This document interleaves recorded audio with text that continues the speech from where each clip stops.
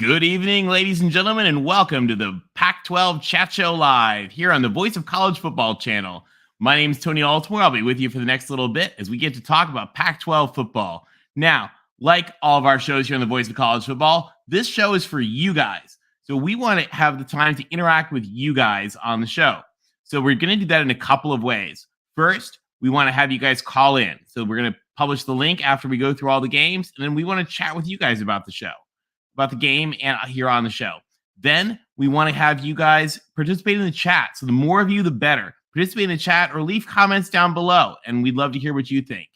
And another way you can reach out to us very easily is you can engage any of us on Twitter.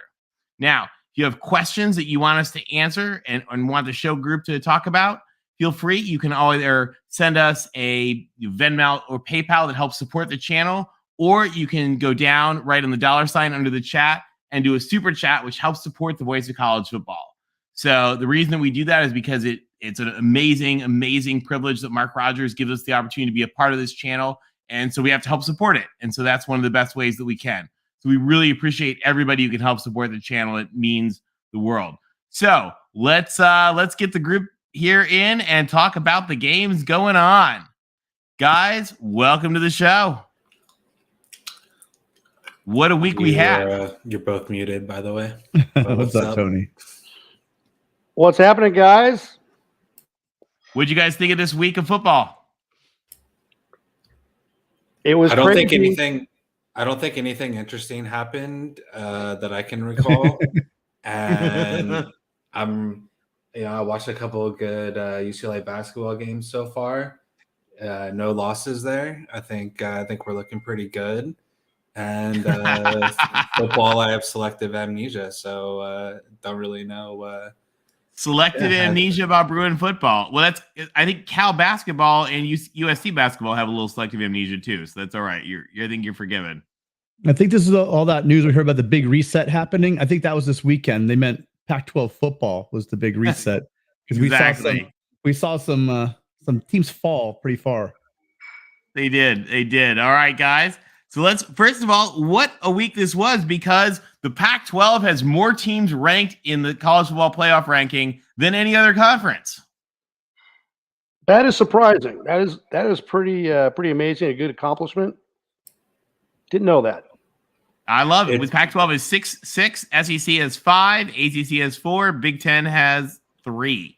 Well, we have these 6 teams. We've been talking about 6 teams almost every week about how good we are, and it's just a matter of time, etc. And I think that all the dust is starting to settle, and these teams are actually finally getting, we've been waiting for Oregon State to get some recognition, and finally they're getting that. The Bees are getting some love, and as Will and D points out, where are the Cougs aren't far behind. It's pretty wild. It's a great season for the Cougs too. Now, one of these wins was particularly big, and you guys know one of the things that we do is the Pac-12 is the best craft beer of any region in the country. So this is totally non-sponsored, no money here, but LBC Trojan, who spent decades as an expert in the beer industry, is here to help us learn about what are the best beers. And every week, if a Pac-12 team does something great, he awards them the beer they need to raise in celebration. So LBC, who deserves some celebration this week? Well, I think you know who gets some celebration, and that's why Chris is talking about UCLA basketball. We've got a friend out in the SEC. He talked about Kentucky all summer long, and he was talking them up for probably the first half of the season, and now he's talking basketball. So that's what happens with these basketball schools that sometimes play football. But let me tell you about Arizona. They're a basketball school that last weekend played a little football. And Arizona's prize is Tombstone Brewing's All the Hops Double IPA. This legendary town in the Arizona desert is known as the town that's tough, that's too tough to die. And if you ever watched that movie Tombstone, Jaden DeLora was the perfect Wyatt Earp, and he popped a cap in Johnny Ringo, a.k.a. DTR.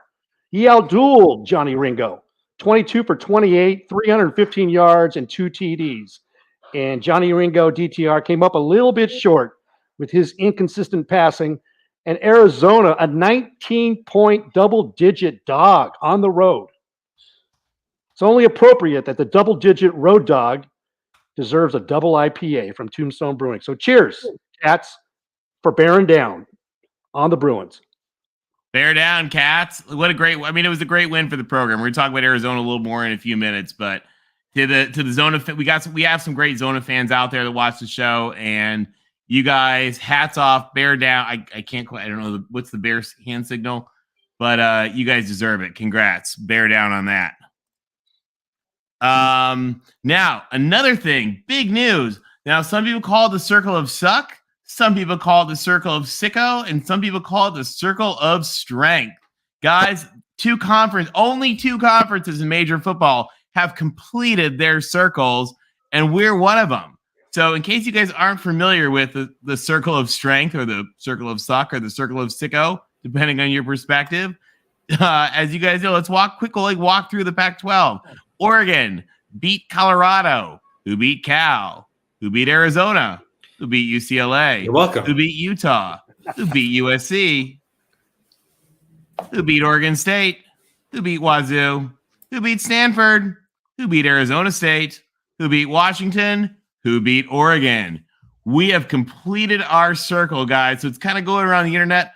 What do you guys think about the Pac-12 circle of sicko strength suck? It's nothing new, right? The Pac-12 is constantly beating up on itself. It's been the same thing forever. When USC was rolling, it would always be a Pac-12 school that would pop and knock those Pete Carroll teams, usually a Washington State or Oregon State. When you had those great Oregon teams, you would have Stanford or you would have another team pop them off. So it's nothing new in our conference, right? We don't get the respect we deserve, but we know that we usually beat up on each other, and that's cost a lot of great teams not to make the playoffs. How different do the Huskies feel right now if they don't have that loss to Arizona State? Oh, it's got to be killing them because they get shellacked in the desert. Well, Oregon's having flashbacks because under Chip Kelly and Mark Helfrich, there was an 8-year period. And in November, they were 22-8. But it always seemed to be that game that would derail their season. They lost 4 times to Stanford, twice to USC, once down the desert to Arizona, and I think another time to the Beavers. So I guarantee you that Oregon fans didn't see that one coming with Washington, didn't really respect the Huskies with that border war, and now that one's got to hurt, and we got to see how they're going to regroup for this game coming up at home against Utah. Huge game now. To the folks saying, I saw some Buckeye said, newsflash, every conference beats up on each other. Yeah, no, nobody in the pansy Big Ten West is beating up on anybody worthwhile. That's a really cute idea, though. But there's only 2 conferences that have completed their circle of suck or strength or sicko, depending on your perspective. We're also going to give some love to the Pac-12's partner in crime in many things, the Ivy League, where Brown beat Penn, who beat Yale, who beat Princeton, who beat Dartmouth, who beat Columbia, who beat Harvard, who beat Cornell, who beat Brown. And while we might have a 5-way tie, they may next week have a 4-way tie that's unbreakable. So that's going to be real interesting. We'll see what they do. Buckeye Mike, it depends. You'd have to actually look each one. You can certainly look on the internet, use Google. They'll show you. But yeah, there are only 2 conferences that have completed their circle, so it's kind of fun. So guys, let's get into the games. We talked a little bit about Arizona, the big winners. Wazoo, friend of the show, Chancellor Chilton, celebrating some great season this year. They're going bowling, and they're going to Arizona, who's not out of a bowl yet. What do we think? Can the Cougs get the Cats, or is it going to be another wild night in the desert? Chris, you drew the short straw. You're going first this week. All right, that's fine. So yeah, obviously Arizona beat UCLA last week in DTR's worst game of the season, and big ups to the Cats for that win. They can actually now win out and go bowling. And I think if they actually pull this game off against Washington State, it looks kind of similar to what they did against UCLA in the sense that I think they need to play against a quarterback who doesn't have a great game because the thing that's sort of lost in again, it is a great win, but like we still ran the ball all over them and they still can't stop the run. There's nothing that like changes my mind on that point that we've harped on all year. And, I think, the only offenses in the conference that Arizona's held under 45 points are Colorado and UCLA. Cal scored 49. So UCLA's loss is like really, really bad. So yeah, and Wazoo's shown that they can run the ball against teams that aren't necessarily great defensively. They had 300 yards against Stanford. So, I think that Arizona comes down a little bit after their big win. Again, congrats to them. But I think we remember who they are a little bit more this week. Washington State kind of turns the dagger in UCLA fans a little bit and shows them how we should have taken care of business against Arizona, and wins on the road something like 38-28 or something. So you're going Cougs. Is that right, Chris? That's correct. Yeah. How about those Cats? You'd mentioned if they win the next two games, the Cougars and hosting Arizona State, they go bowling. And Jaden DeLora found his mojo. That guy is so fun to watch. He is like a Tasmanian devil, the way he runs in that backfield. And he throws a freaking laser on point. And those wide receivers are so much fun to watch. And I know USC got a bunch of crap for only winning 45-37 down in Tucson. But to see what happened at UCLA, I was really surprised UCLA only scored 28 points. And Zach Charbonnet, I don't know if he was sipping Chardonnay before the game, but hey, he only got 185 yards. I thought, from what I heard about the Arizona defense, run defense, he would certainly get 225. But you know what? Credit Arizona. They kept everything in front of them. And they said, okay, DTR, we're going to give Zach his yards, but let's see you beat us, DTR. And he couldn't do it. So credit Arizona. They're going to go down to the desert. They know they got the next two games at home, and they've got their super goal in front of them, qualifying for a bowl game. And guess what? Washington State doesn't have a particularly great running game, but this is a long trip for Washington State. I like Cam Ward, but I like Jaden DeLora a lot better. And yeah, Washington State's got a good defense, but not in the desert against Jaden DeLora. I see Arizona beating Washington State by 4 points. I'm looking like a 37-33 game, Arizona. Oh, you guys both make really great points. Really make great points. The issue I have is with the defenses on both these. Washington State's defense is superior to Arizona State. Arizona's is, and I don't really see it as being close. I do see that Jed Fish has his squad improving. I'm with you, Rick. I think this defense is getting better, but I still think that Watson will get enough yards on the ground for this one, and Wazoo does squeak it out. I'm thinking probably, let's just call it 30-30 Wazoo. I think it'll be lower than we think. Tim, I got to go with you. I think it's going to be a good game, but I think Wazoo is going to pull it off in the end. I think they have an underrated team. I love the Arizona story. I'm all on for the bear down excitement. And really, Jed Fish has done a fantastic job that we knew he would. It wouldn't surprise me at all if Arizona finds a way to pull it off, but I think Washington State's pretty good, and I'm taking the Cougs to win.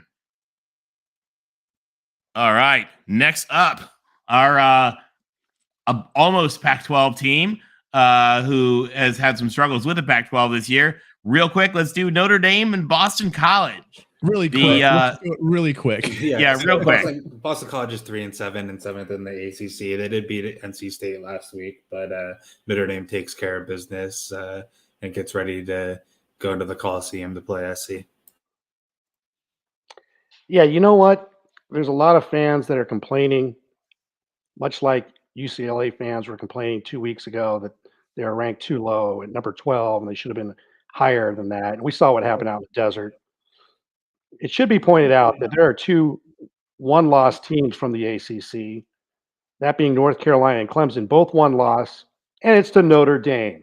Wow, go figure. The team that lost to Stanford has those 1 wins over Notre Dame. Now, I want Notre Dame to be 8-3 when they come to the Coliseum. Can they pull this off? They should. They're 21-point favorites at home. So, Domers, don't blow it. That being said, I see Notre Dame. It's going to be a close game at first, but they pull away. I got the Domers by 17. Domers crush them easily. Yeah, Tim, I think you're right. I think Notre Dame just rolls. Now my dad went to a Catholic school, and he used to tell me rule number 1 is you don't lose to the Jesuits. So know that the priests at Notre Dame will make sure that Marcus Freeman is well aware of that instruction. So moving on, guys, this isn't a game that we got our picture got screwed up a little bit. Washington, Colorado. Now, just so you guys know, here in our little Easter eggs, we have promoted Mike Sanford from Colorado based on how classy he was at the SC Colorado game with Travis Dye. He's actually made our picture now, so we're giving him some credit. But as the Dogs head into play Colorado at home, does Colorado have any chance here? So Washington's coming off that huge win in Austin, obviously, right? Handing the Ducks a rare loss at home for them. And yeah, are they possibly looking ahead to Washington State? Does Colorado have a chance? No, they don't. Washington wins by a ton.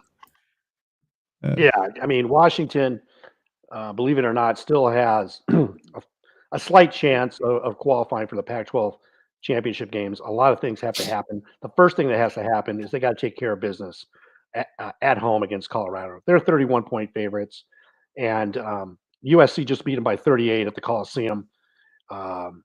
Colorado lost to Oregon State by 33 up in Corvallis. This ain't going to be a pretty thing.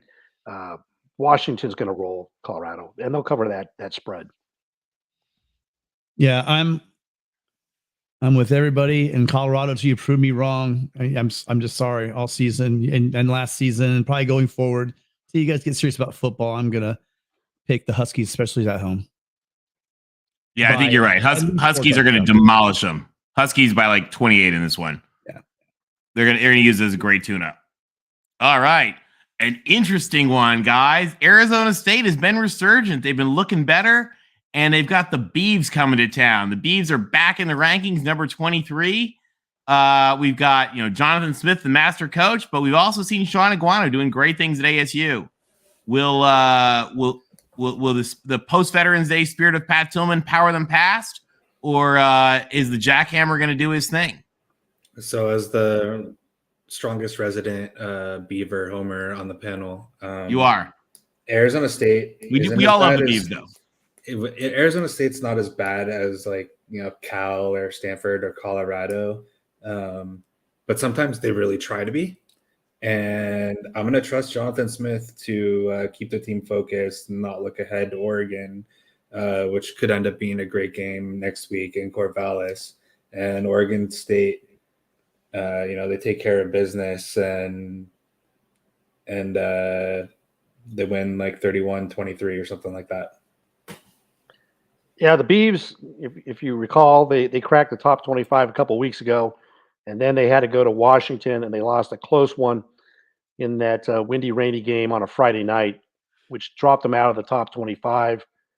They won last week, and now they're back in the top 25, rightly so, at 7-3. They beat Arizona State. They roll into the Civil War next week, the following week at 8-3, hosting Oregon. So they have everything in front of them as well. They're well coached. They're going to go down there and they're going to take care of business in Arizona State. I'm confident in that. I see Oregon State winning by a touchdown. Yeah, I think this one's going to be. I think all of us. Who was it? Aristotle, Plato, Socrates. I heard earlier this year. Some philosophers said that if the Beavs are wrong, I don't want to be right. I can't remember who it was, but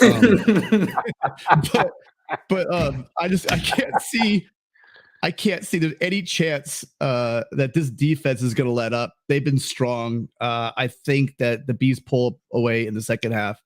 It's just they're just too much. I mean, you look at the defense. I mean, if you look at here, when a close game all this entire time for this weekend, there's going to be a close game. I'm picking the team with, I think, the better defense. So that said, we're going with Oregon State, and I think they win, I don't know, probably like 32-24, that range. Yeah, I agree. I think it's going to be just Beavs that are going to power past them. I think Arizona State's going to look respectable, though. I don't think it's going to be. I don't think it's going to be like in doubt, but I think it's going to be respectable. But Beavs still pull the win. I agree with that. All right, another exciting one, guys. It's the big game and the 40th anniversary of the play of the band is on the field when the Stanford band came on the field and Cal pulled one of the most miraculous upsets in history. If you guys have not seen the ESPN E60 movie, The Band is on the Field, you absolutely should. Go on ESPN, it's streaming, you can pull it off, you can see it live, set your DVR, whatever you have to do, it's fantastic. So we've got Cal, we've got Stanford at Memorial Stadium, no longer FTX Field at Memorial Stadium, now that FTX went belly up. And a special shout out to one of our guests here in our little picture. If you know, you know. And we're glad you're watching us. And hint, it's not the Stanford tree in exile. All right, Chris, you're up. All right. Yeah, so Cal's not good, right? We know that the offensive line has issues. They just fired their offensive coordinator, Bill Musgrave, and their O-line coach, Angus McClure, who was actually a D-line guy at UCLA. They play Stanford and UCLA next, so that seems like a really good time to me to fire some offensive coaches and look improved, and I put that in air quotes, against some defenses that aren't as good in Stanford and UCLA, and maybe appease some of your fan base or some voices that are getting loud that might not want you coaching anymore. I'm just throwing that out there. They both have a common opponent in Notre Dame, right? Which Stanford beat and Cal lost to. And again, I said Cal's not that good, but what's worse than Cal? Stanford. And Cal wins 24-17, takes it down in Memorial Stadium. Yeah, this is the 40th anniversary, like you mentioned, Tony, of the play, and Cal doesn't have much to play for this season, but they do have Stanford at home, and Stanford's a bad team, and Cal is going to find a way to engineer another win against Stanford, and it's going to be a beautiful thing. And I got to ask you, Tony, number 15, is he somebody that we know or we don't know? Who is that number 15 there on the? He's a legend. He's a legend. A legend who led Cal famously to a comeback win over Stanford. When they had Jim Plunkett. Led Cal to beating Jim Plunkett. So if you know, you know. Can you share it with our viewers? I don't know. It might be classified. I don't know. If you know, you know, and he might be watching. And if he is, we salute you for sticking it to Stanford. He might be watching, and I'll say hi during Thanksgiving for you. Yeah, tell him hello at Thanksgiving for us. Or Christmas. I'll be gone during Thanksgiving, but yeah, Christmas I'll say hi. Cal wins this one. Yeah, I think that it's going to be going with my theme on defense. Cal just has shown up. Funny enough, I was surprised when I looked at this stat, but Cal is completing their pass plays are at 61%. Stanford's a woeful 55% passing. I just really think that defense will win the day, even though There's a lot of uncertainty with Cal losing their OC. Cal wins this one. They don't cover, but I'm thinking maybe they win 24-20. Yeah, so you guys know my view, and that is, first of all, Stanford, you don't get to get picked until you free the tree. And I don't think Stanford's won. Well, I guess they beat Notre Dame, but other than that sad Notre Dame team, Stanford has not won since they imprisoned the tree. And we currently have a Vichy tree, guys. There is a collaborator tree that is acting as tree while the real tree is suspended. So Stanford, until you free the tree, you don't get the pick. Also, Cal's bad, but you're worse. So I think Berkeley rolls. Go Cal. Scab tree. That's horrible. It's a Vichy tree. Vichy, yeah, Vichy French. Vichy tree. Although the Vichy tree is friends with the real tree, so like the real tree's kind of more slack than the rest of us. So yeah, no Vichy tree. All right, guys, moving on. There is a big game. Utah and Oregon. Guys, this one needs no further introduction. It's one of the biggest games of the season. Who do we think pulls it off? The Ducks did a really good job of bouncing back after they got beat by Georgia. I don't think that they played their A game, and they're gonna have to bounce back again. After that gut-wrenching loss to their rival in Washington. And I'm going to pick the Ducks, but I want it to be clear that it's not a knock on Utah at all. And I think like when we have our power rankings, I think there's a reasonable argument that you can put most of the top 5 in like any order you want and support it with some kind of like coherent argument. But I'm still of the position that despite their loss last week, I do think that Oregon is the best team. And I'm taking the Ducks to not lose 2 in a row in a place where before last week they hadn't lost in 3 years or something. This is going to be another challenge for Dan Lanning and his coaching staff. That loss to Washington hurt. And some will question Dan Lanning's play calling late in the game, going for it on 4th and short, which ultimately led to a turnover and downs, and Washington kicking a go-ahead, which happened to be the game-winning field goal. Kyle Whittingham is a master. Great coach. They're a tough, defensive-minded team. We know that. But they don't play well away from Rice Eccles.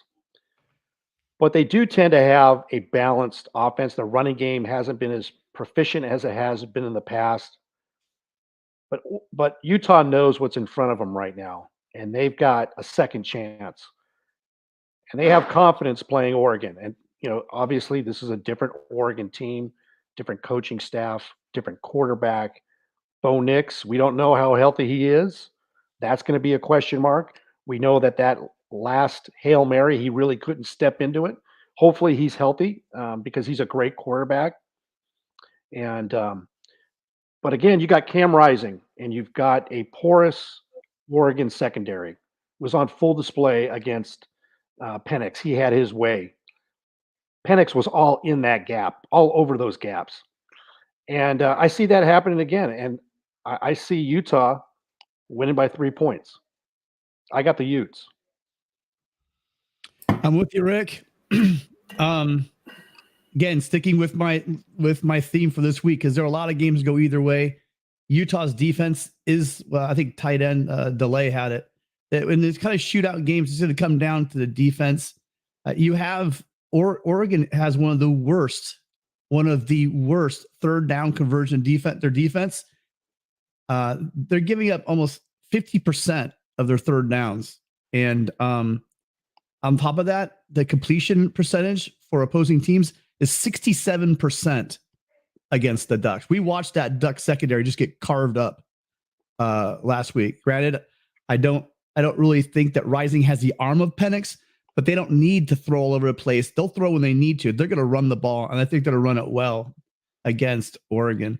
This game, again, is going to be a battle of the defenses who can make the stops. And I do think it's going to be Utah in a close one by 3. Oh, but by the way, a big part of that also is I'm thinking Bo Nix, if he does play, is hurt, and Forsythe, their center. I mean, you guys, if he's out or if he's even limited or whatever, centers are amazing part of an offense, calling out the line play and stuff. So losing your center and having a hobbled Bo Nix, this Oregon team is looking at a disaster if Bo Nix is hurt and can't play. Yeah, no, if Bo's hurt, it hurts. Yeah, I don't even out. I mean, he's not even 100% because what he does with his feet is a big part of his game. Is a huge piece. Zach T, thank you for your donation. That we really appreciate it. It helps the channel so much. Thank you for that. And in your honor, I'll tell you, I'm going to you. I think that it's going to stun Oregon to lose second in a row at Autzen, but Utah's a good team. And Bo Nix, he looked hurt. That the degree of hurt that he looked doesn't heal in a week. And I mean, just like we saw with Eric Gentry at USC, if he's out, like, or even just not 100%, I think Utah rolls. We saw Utah's backup quarterbacks are better than Oregon's. So Oregon's so good. Fully healthy Bo Nix, I would probably lean towards Oregon, but I'm going with the Utes. Also, Mike Leach points out a Ute is much more dangerous than a Duck. So, and one more thing, that backup quarterback for Utah, that guy's got like track speed. That guy is fast. Isn't he also like a pig farmer? But he's really good. Like, anyway. I don't know that far on the bio. I mean, I think he actually is. Something like that. He is a pig farmer. Hey, just really quick, a thing for Utah fans. We don't want to dwell on this. We did this last week. Just so you guys know, you guys did not get hosed by the networks. ESPN tried to have this game earlier in the day and could not. The reason for that is that the Fox game was slated to be Fox saved the primetime game, and ESPN's not allowed to conflict with Fox. They asked for a waiver. Fox said no, which is fair. They also couldn't have it earlier in the day because the Ohio State game is at 3:30, and in the Big Ten, they can't move November games tonight without permission, so the Big Ten said no. So ESPN was not screwing you guys over. ESPN tried to get this game to an earlier time slot and could not. Now, guys, tomorrow is a big day. Tomorrow, the University of California Regents, who've been meeting for the past 2 days at UC Mission Bay, or whatever it is, hospital complex, have been saying are going to actually decide for finally whether UCLA is officially going to the Big Ten or not. So we want to take a couple of minutes and just walk you guys through this real quick because it's such a big deal. So if you guys know, John Canzano and John Wilner are both saying 90% that UCLA goes. We're going to have a special show with Mark about this on Friday. So we think it's projecting to be one happy Big Ten family crossing the nation from the Statue of Liberty to the Santa Monica Pier. Just to give you guys some quick pieces from this, you can again, we're going to have a special show with this on Mark. But COVID has plunged UCLA into some debt. It's a little bit of debatable debt. It's some sketchy accounting, but it's still, UCLA's had big losses. But what I thought was really interesting, when you dig into the losses that the Regents published, COVID, of course, devastated them in a lot of ways, but UCLA was losing a lot of money before COVID. And why were they losing money? Well, there's a lot of big debates, but I think it's because their football team and their basketball team stank. And I think that's a big part of the reason. We'll talk about this again. Yeah, the first 4 or 5 years under Chip Kelly were like literally the worst record, first 3 years or so were like the worst. We're the worst record of UCLA football in its like program history. And how is your basketball team? Alfred is. I'm glad he's gone. I'll put it that way. Yeah, the coach is gone. So you take a look. By the way, Bart, it's not really debt; they owe it to themselves. The school has borrowed. The school has sort of loaned the money. Now, remember, guys, too. One of the biggest expenses that athletic departments pay is scholarships. Who do they pay the scholarships to? Themselves. What does it really cost to put a kid in a class? $0. So a lot of this is play money. A lot of it is taking money out of one pocket of the school, putting it into another pocket of the school, and then pretending you're broke. Sort of like the way UCLA does is it's like if your wife just decided, she was going to loan you money and you were like, well, it's all our money. And she was like, well, you owe it to me with interest. Then you make more money. And she says, actually, I'm just going to keep that and call that parking revenue in a different pile. So the UCLA accounting is sketchy. It's not sketchy illegal, just really sketchy if you're not an accounting major. We won't. You mean it's not normal to rent your own basketball stadium from your school? No, exactly. UCLA, they rent their own facilities from the school. They pay themselves licensing for every jersey they make. It's again, and there's reasons for it in accounting, guys. It's called activity-based costing. I won't bore you with MBA classes. There's reasons for it. The thing is you do that accounting for a reason, but then you don't complain about it.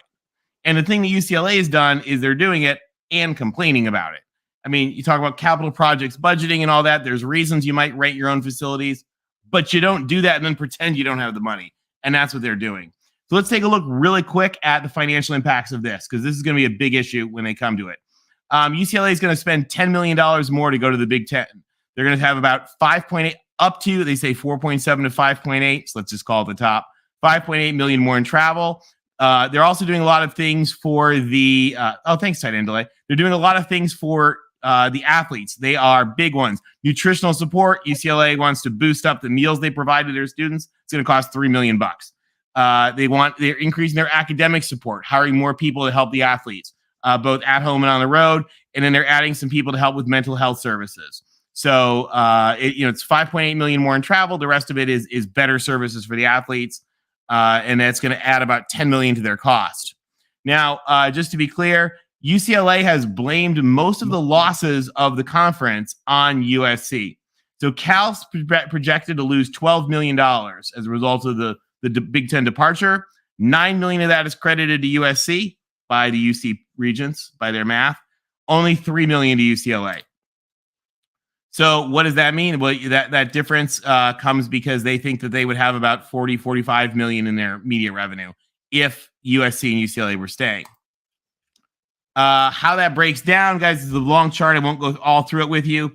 But basically, what this is showing is that if they were to stay in the Pac-12, they under the current, again, their accounting is sketchy and all that, but they would still be losing money under their accounting circumstances. Again, they're not really losing money, but under their accounting, they would still be losing money. And they're holding our athletic department accountable to that. So they are not going to stay, and the regions know this. I will tell you, based on my calculations, UCLA going to the Big Ten, even when you count the extra money they're spending and you count the money that is being lost by Cal, and that includes the USC money that's being lost by Cal, I think the UC regions the University of California as a whole is still going to come out about $16 million on the whole, better. And if you count the impact that I think will come from adding San Diego State to the Pac-12, the state of California and its people are going to come out about $40 million ahead. Just a couple other quick things from this note. It was really interesting. First of all, very few UCLA athletes think the Big Ten move is a bad idea. Only 7% of the UCLA athletes they surveyed thought going to the Big Ten was a bad idea. 55% said it was a good idea, no problem, and some more want more information. The other interesting thing, by the way, of that, the athletes who are traveling the most on the sports that travel the most want to go to the Big Ten the most, which is interesting because they're high-profile sports. They want to compete in the Big Ten. Very interesting here. They asked the UCLA athletes, who is it? Is it important to be in the same conference with USC? Is it important to be in the same conference with Cal? 93% of UCLA athletes said it is important or very important to be in the same conference as USC. Only 24% of UCLA athletes said it is important or very important to be in the conference with Cal Berkeley. Guys, real quick, what do we think of this? Obviously, George Kliavkoff did not speak to the UCLA athletes. There were 600 of them. He had mentioned that nobody he spoke to thought it was a good idea that UCLA was going to the Big Ten. Great stuff, Tony. Yeah. Thanks. It's clear the UCLA athletes want to be in the Big Ten. That's all I'm going to say. With all that money, that's what it is. Sorry, Pac-12.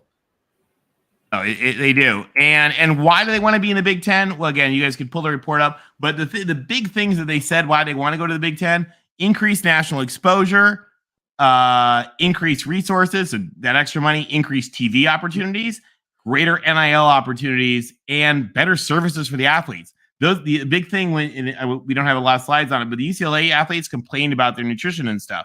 They know that the Big Ten is giving them the money for that. You guys saw they've had to cut costs because of their, again, I call them fake losses. You can argue whether they're fake or not. They have the money if they want it, but they don't have it in their own minds. so they're not spending it.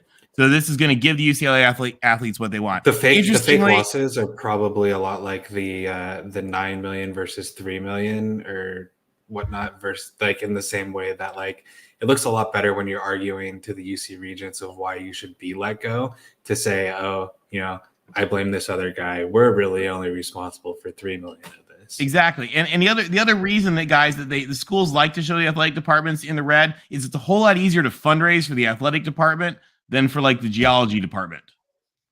So remember, if the kid's a geology major, the athletic department's paying the geology department, when in reality they could just write that off probably.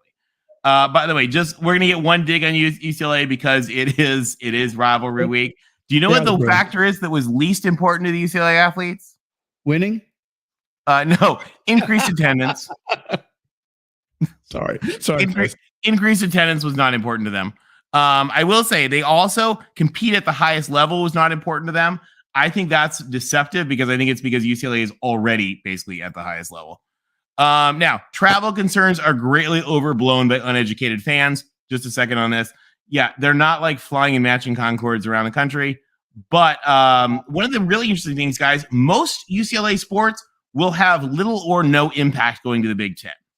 So 12 of the sports either aren't going to be in the Big Ten because the Big Ten doesn't offer them, or the only thing they're going to do in the Big Ten, like cross country, is they're going to go to the Big Ten championship instead of the Pac-12 championship. So instead of flying to UW for the cross country meet, they're going to fly to Wisconsin or wherever it is. No change. 3 sports, football, men's, women's tennis, are impacted, but they actually travel very little. When we looked at the USC schedule, for example, the only difference in USC's tennis schedule is instead of flying like one weekend to Arizona, they'll fly one weekend to somewhere in the Midwest. That's the only difference. And they'll go to the Big Ten championship instead of the Pac-12 championship. No change. Now, a couple of sports, football, baseball, not football. Football is not very little change because of how they travel. Basketball, softball, volleyball, they're going to get hit hard. So anyway, we don't want to dwell on this too much. One thing that is kind of funny, they have been very clear on this. USC and UCLA are going to share charter jets for some of their non-revenue sports. So like, volleyball and tennis and track, USC and UCLA may all fly together and play Michigan and Michigan State, in kind of a fun big weekend. Now, that will majority change football. It will backfire. No, nothing changes in football travel. You guys in chat. Nothing changes in football travel other than instead of flying 2 hours to Washington, you fly 3 hours to Chicago. Now, some people freak out about this, but guess what? USC and UCLA already travel together a little bit. For example, when they go to Oregon, a lot of them all stay together in the same hotel in Eugene because it's like right between Corvallis and U of O. So like they all travel together. By the way, most of these kids for most of these sports that you saw, when you saw that whole list of sports, yeah, the swimmers, the volleyball players, the water polo players, the rowers, yeah, they're all from like the same high schools. They all play on the same travel teams. They're friends. They've known each other since they were kids. So it's actually not a big deal. It's actually going to be kind of fun. The Big Ten team's looking forward to it too. So anyway, that's some stuff on UCLA. Tomorrow we're going to know for sure with the regions. Sorry guys, thanks for surviving that. But we thought you guys would find it interesting. We appreciate the comments from you guys. I guess you did. Guys, this is the game. USC, UCLA. Joel Klatt and Gus Johnson are going to be there. It's in the Rose Bowl. They're calling it a sellout, although they're still leaving 20,000 seats tarped. What do we think, guys? Trojans and the Bruins, game of the year. So, for all of the talking and complaining that USC fans do about how the Pac-12 is always out to get them, for some scheduling stuff with the COVID year not counting that, even though this is the 3rd year instead of the standard 2 where SC avoids playing Oregon and Washington, right?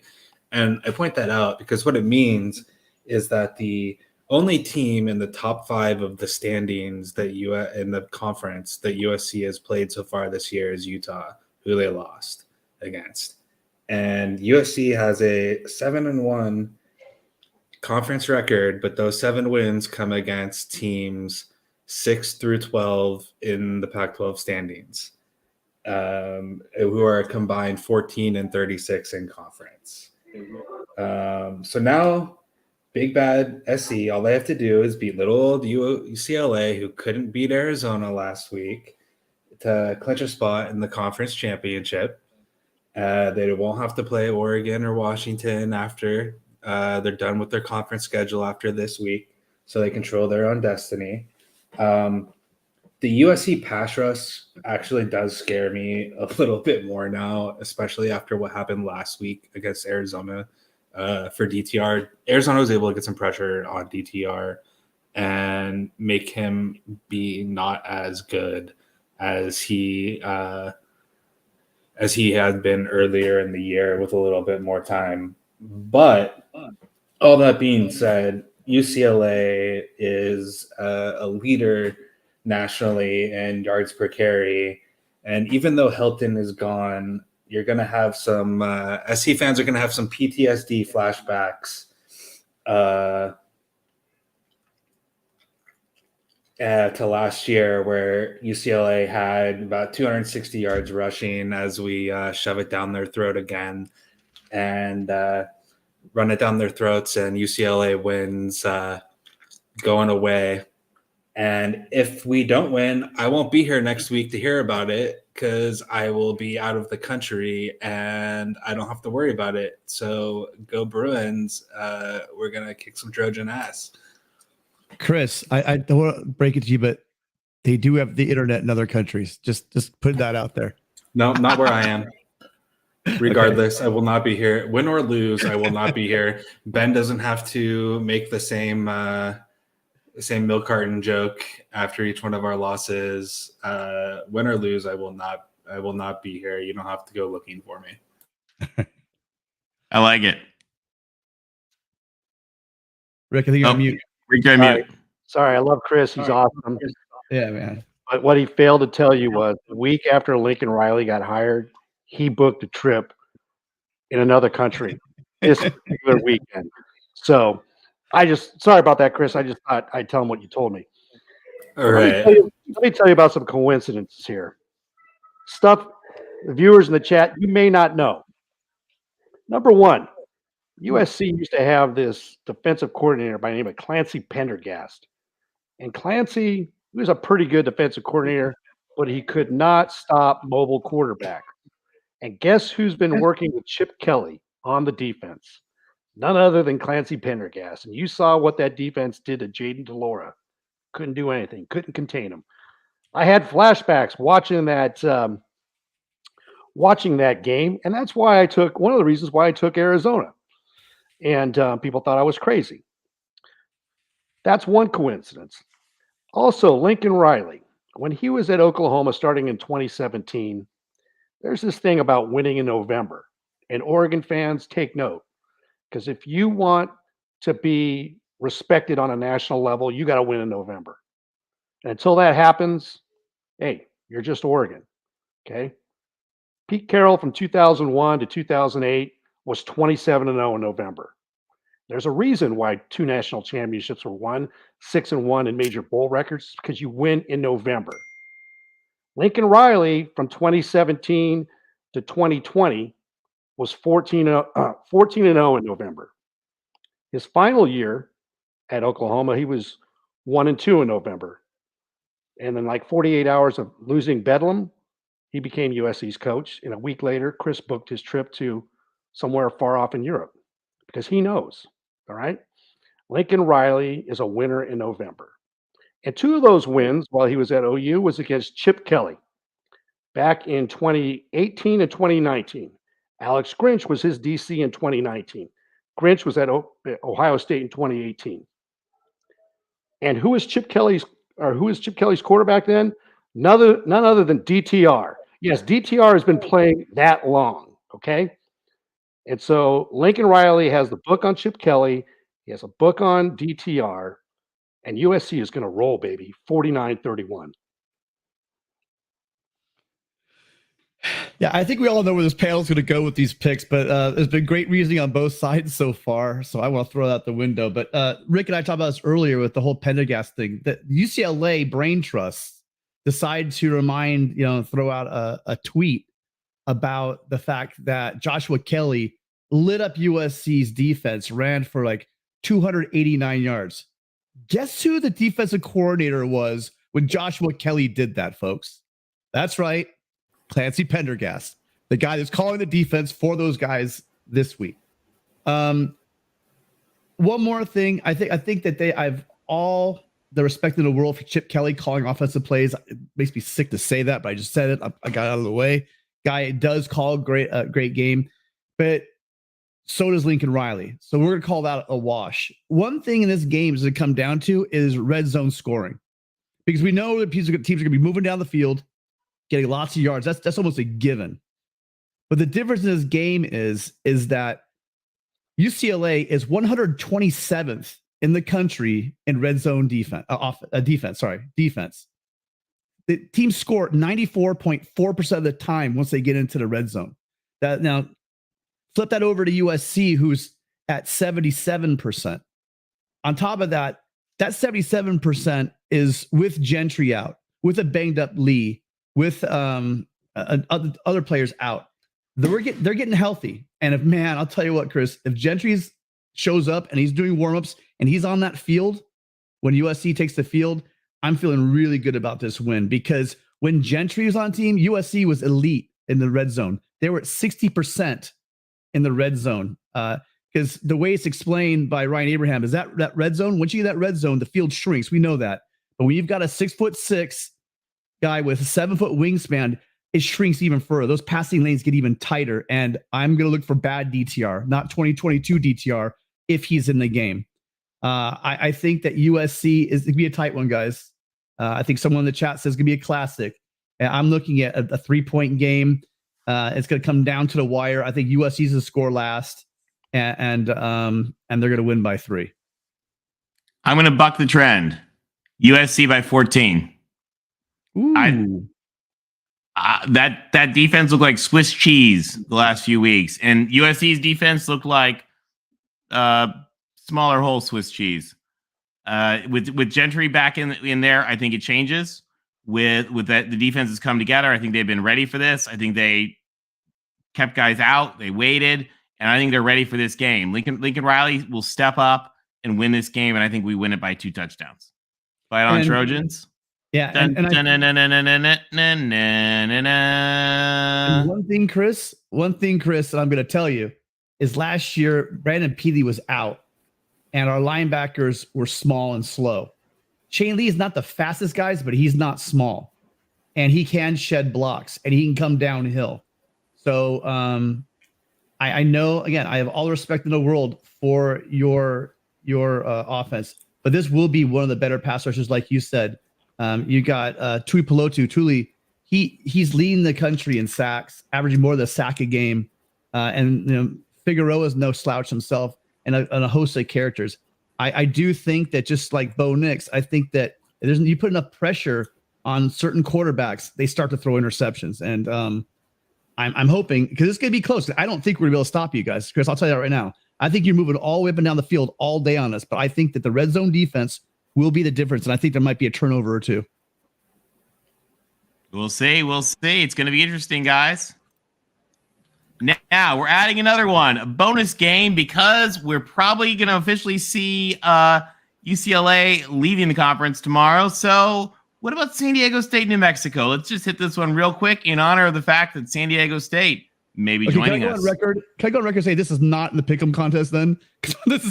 No one did any research for this one, and who knows? I don't need research. I don't need research to know. So I'm voting that this one is out of the Pick'em, because overruled. No, Chris, go for it. I'm abstaining. Chris, go for it. I don't need research to know that I'm taking the new member of the Pac-12, and I'm going with the San Diego State clapping Brady Hoax. Yeah. I mean, that's a given. I mean, the next big game that New Mexico wins will be its first. So I'm taking San Diego State. That's a pretty safe bet. Tim, what's your bet? I'm still abstaining with the fine. San Diego State, because they're going to run the ball over them. Yeah, San Diego State rolls. Go Aztecs. Guys, one little thing, by the way, and I thought this was not subtle. This is one thing I forgot to put in the slide.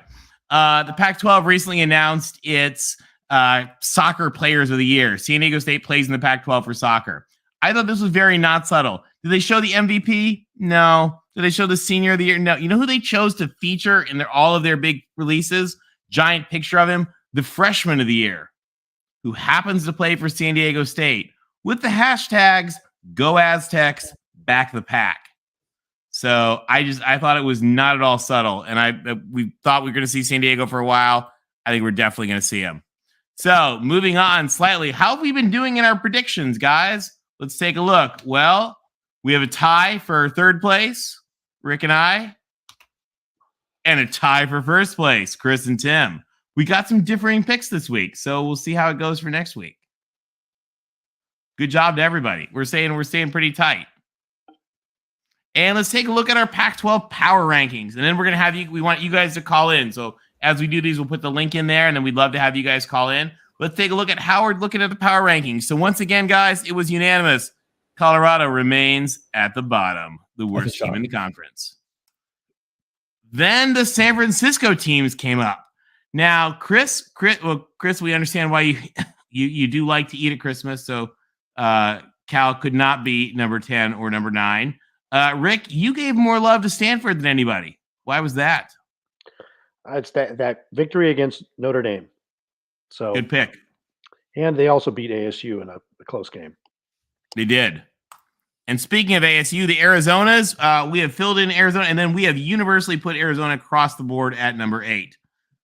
So then, guys, we were also kind of unanimous in our Pacific Northwest picks with the Beavs and Wazoo. But then you'll notice, guys, we grouped these. We had to move the line down because the Dogs are back. And we had a kind of a mixed take on the Dogs coming from last week. Tim, you put them at number 3. What were your thoughts? My thoughts are is that offense. You know, that offense is amazing. And on their offensive line, I think their offensive line is completely underrated. I just, given the fact that they just beat Oregon, you know, in Autzen, it was really hard for me to put Oregon above. Oh, spoiler, Oregon above them.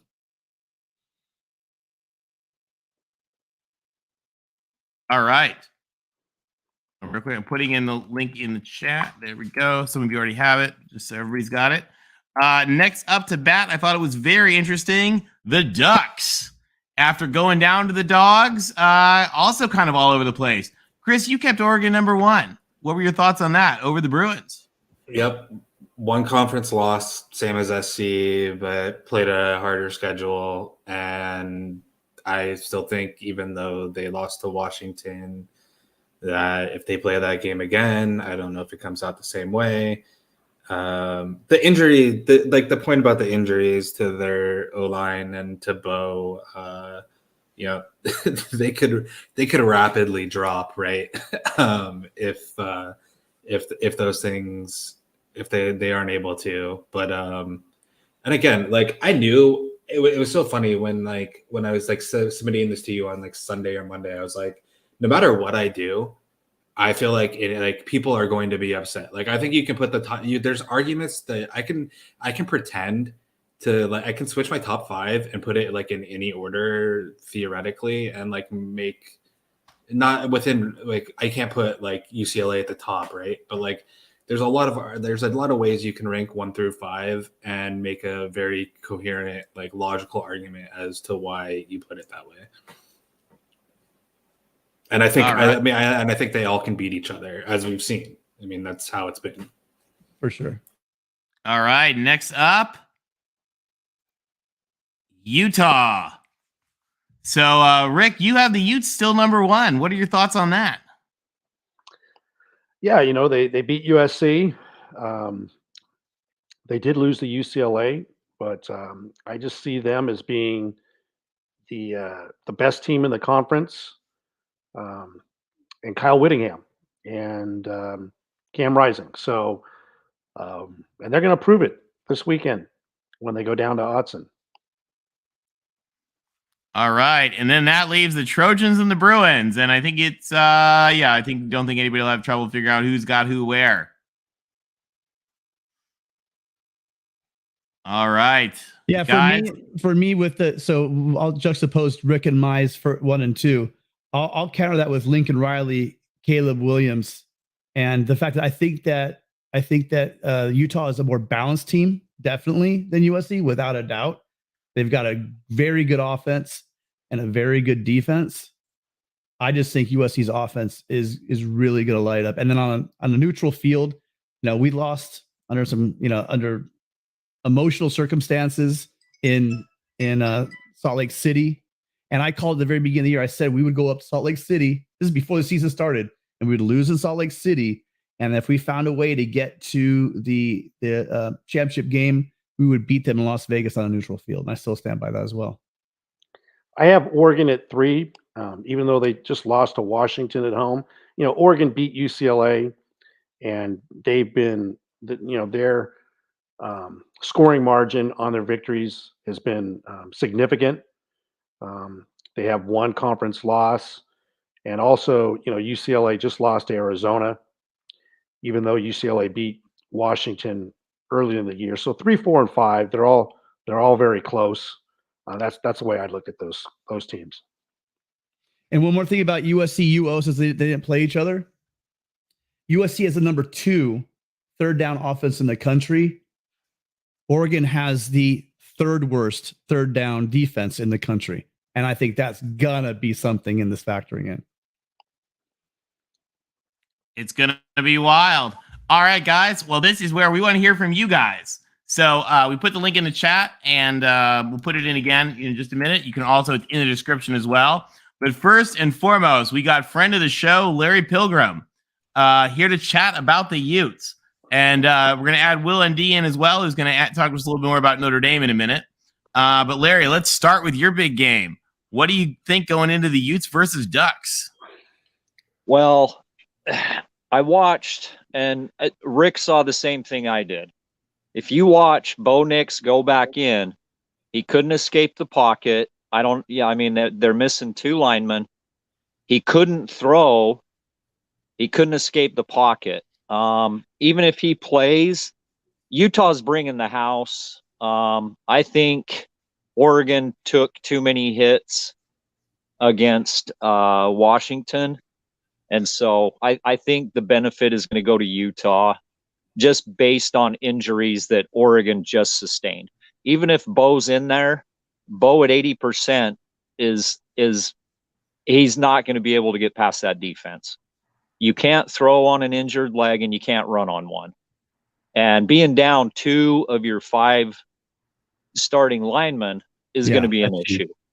Yeah. So that Washington game hurt them, I think, in more ways than. In fact, I don't even know if they're going to win at Oregon State with the injuries they sustained, just to be honest. That's a very good point, Larry. And sorry for stepping in. And I referenced the game that USC played up at Rice-Eccles. That was a physical game, and we sustained injuries in that game. Eric Gentry and Mario Williams have yet to play. Raylan Goforth just came back last week, and Addison came back last week as well. And so USC was not the same team after playing Utah. We had a bye week, but fortunately, we struggled, as many saw, but we came away with 3 W's. That was the significant part. So unfortunately, Oregon is not going to have a bye week coming off of that Washington loss. They've got to go right back at it against a very motivated and confident Utah team that's got everything in front of them. Not that Oregon doesn't. They've got everything in front of them too. It's going to be a hell of a game. But right, we're going to get to see what's going to happen there. And those injuries, and I don't know how significant they are, but with the line and with Bo Nix, we're gonna see what's going to happen in that game. Yeah, and that's what a friend of a guy that I actually met. He doesn't really ever participate in the chat. But Adam S., he's a Duck fan, and he DM'd me on Twitter. It was a video of Chris Hudson, and I think a lot of people that are Duck fans in the crowd know what I'm about to say. And during an interview, he basically said that Bo Nix is out. It just slipped out. And yeah, I've got a stat. I don't know if you guys watched Joe Klatt earlier. This is a crazy stat. Teams that were double digits at home that lost the following week that played a top 25 team in the last 30 years is 0-9. So the trend is over the last 30 years. I don't like that one. Yeah, it's literally over the last 30 years, any team that was a double-digit favorite at home lost and faced a top 25 team the next week is 0-9, which if that stat remains, Utah and UCL or and USC. Larry, I've always loved you, and I just love you more.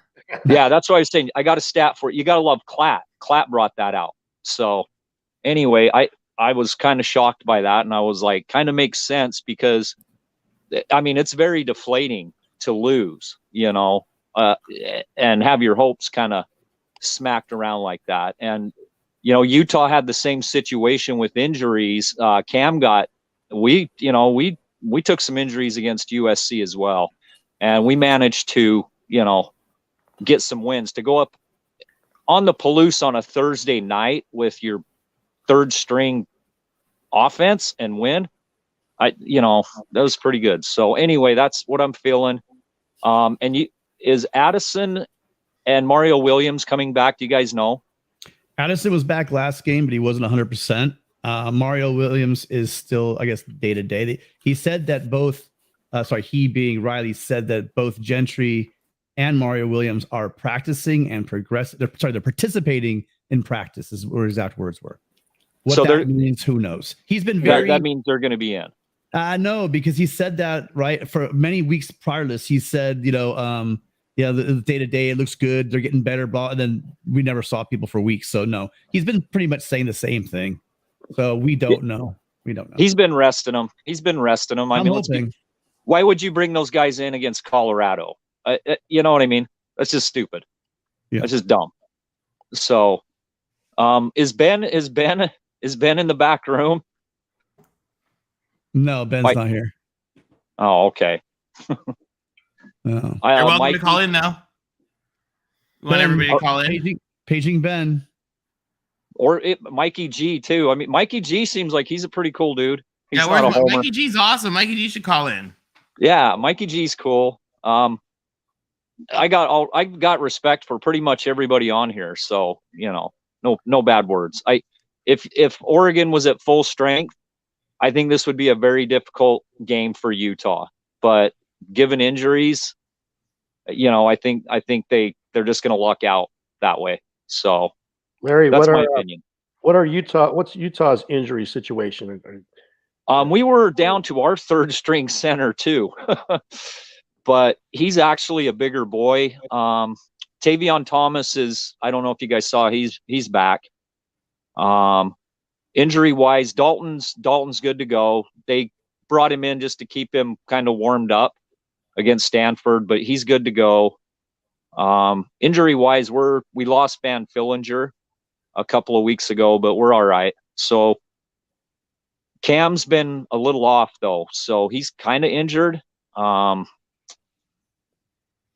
He's not hobbling. He did make some plays with his legs, so I think they were precautionary, told him don't take any chances. And so I think Utah's pretty healthy, honestly, for this game. There's a comment by Bart. Thanks for the comment. Mario Williams started the Colorado game. That was Jordan Addison. There's a number 4 on defense for USC. That's Max Williams, but Mario Williams didn't play. He was out in warmups, and then after warmups, they went in the locker room, and he came back out in street clothes and was on the sideline. So he did not play and hasn't played since the Utah game. Yeah, and I think DTR shooting his mouth off was probably not smart. Oh, I love the reaction from the SC guys. They was like, "Oh, really? You said that? Oh, didn't know that," and just moved on. They didn't even take the bait. They went, "Oh, he said that?" Little laugh. "Oh, okay, I didn't know that." And then no, they got to go to their Xerox and stick it on the board in the locker room. That's how they do that. So anyway, but that's my take on the Utes. So yeah, I think injuries to Oregon is it just came at the wrong time against the wrong team coming up. So that's my take. Well, good luck to your Utes. Thanks. Good luck to your Trojans. And yeah, no, good luck, Larry. I know, Chris. Sorry, bud. What? But here's the thing. If it's Utah and USC, this is granted USC beats Notre Dame, Utah is going to the Rose Bowl. Because if USC, and I talked about it, if USC is 11-1 or in the championship game, they're going to go to the CFP. So that would put Utah in the Rose Bowl. Are you conceding the championship game against? No, it doesn't matter. The best Utah can do is the Rose Bowl, no matter what. You just go either way. Okay. So, and Larry, can you help set something? I see somebody in the chat made one of the dumber comments I've seen of the night. Maybe the Pac throws it to get for USC to get the conference in the playoffs. That sounds like an SEC thing. Like, yeah, that's we don't do that type of nonsense out west. In fact, no, Utah's not going to concede kind of enjoy the each game. other's losses, to be honest. That's why Arizona beat UCLA, right? When they could have set up for the biggest. And by the way, we're just to the guy who said that we're just giving you a hard time. We love you. I'm so sorry, Chris. I don't know why the top 4 teams have done nothing but beat the other 8, and then we ruined it. What the crap was that? That's the Pac-12 after dark. They should stick a Cougar. They need to stick a Cougar sticker on the side of their helmet next week because they couged it.